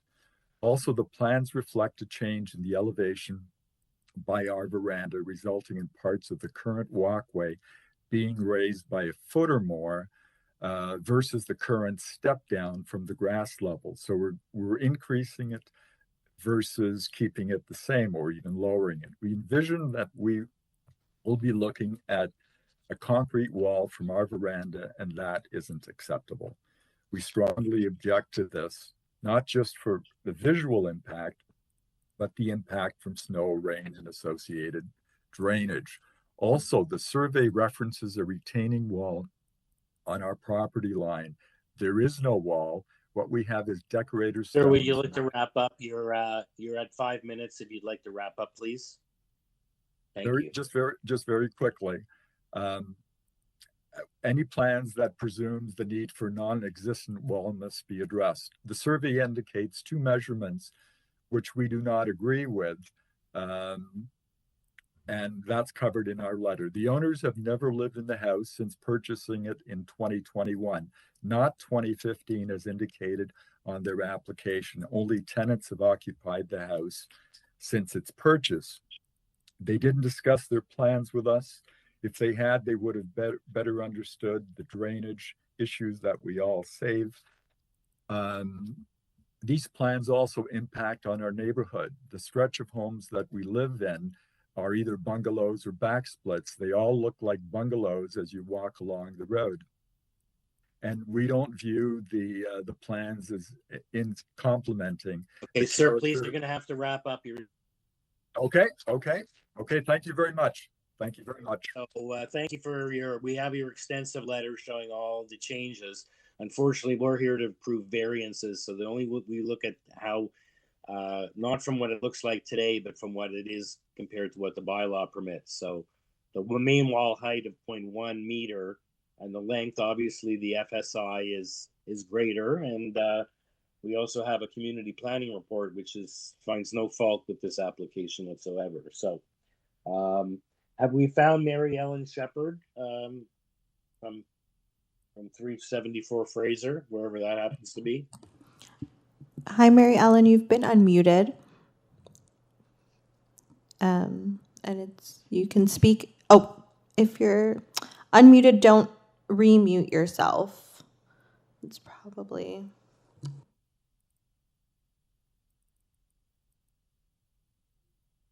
Mary Ellen Shepherd?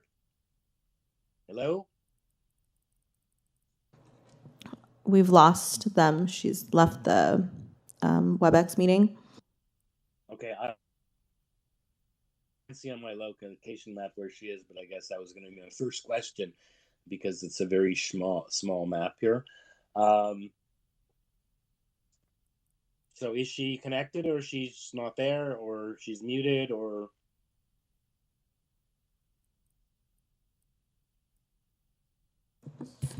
No, she's not there. Okay.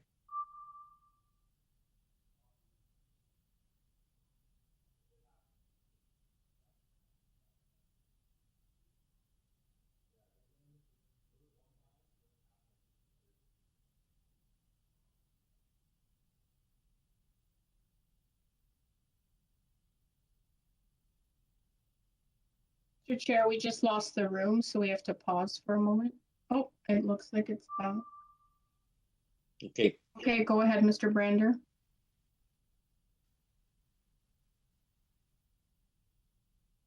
Thank you, Mr. Chair. Am I unmuted? Yep. Perfect. Thank you. Just briefly, in response to the first speaker, the neighbor at 74, there is no total height variance for the building. As has been mentioned, there's just a 4-inch main wall height really in the current bylaw. And thankfully for the rainwater concerns, all drainage will be addressed at building permit time in keeping with all applicable regulations. So if anything, it will be improvement over the perhaps outdated existing condition, and similar in terms of the runoff, just operating with a similar building footprint. In response to the comments from the neighbor at 78, we agree there was no letter from 82. It was just documenting the engagement is what we showed with that particular neighbor. Second story is not a variance in this area. There's no limit on the number of stories. There was mention of 9 height. I didn't see what that meant, but again, no building height variance. And in terms of sunlight, there was a mention of that with the site and its orientation. Our subject properties to the west of this neighbor, so thankfully their full south exposure in the rear yard will be maintained and uninhibited by this proposal, just adjacent to the west. And the deck has no height or setback variance related to it.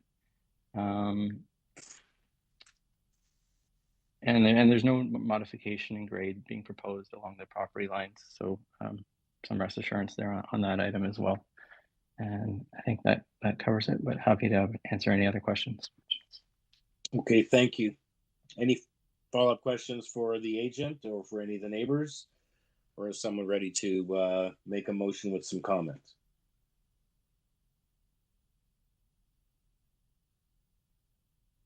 Mr. Taylor? Yes, Mr. Chair, most of the concerns that we heard were about height, and yet, as the applicant and you, Mr. Chair, pointed out, there's no height variance here. There's a side exterior main wall variance of about 4 inches. But you know, our job here is to assess what's proposed against what the bylaw allows, and in this case, I find that the 5 variances requested meet the 4 tests under the Planning Act, and I move approval without conditions. Thank you, Mr. Kamara.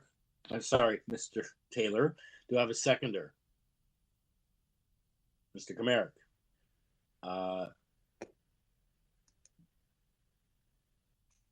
Application is unanimously approved.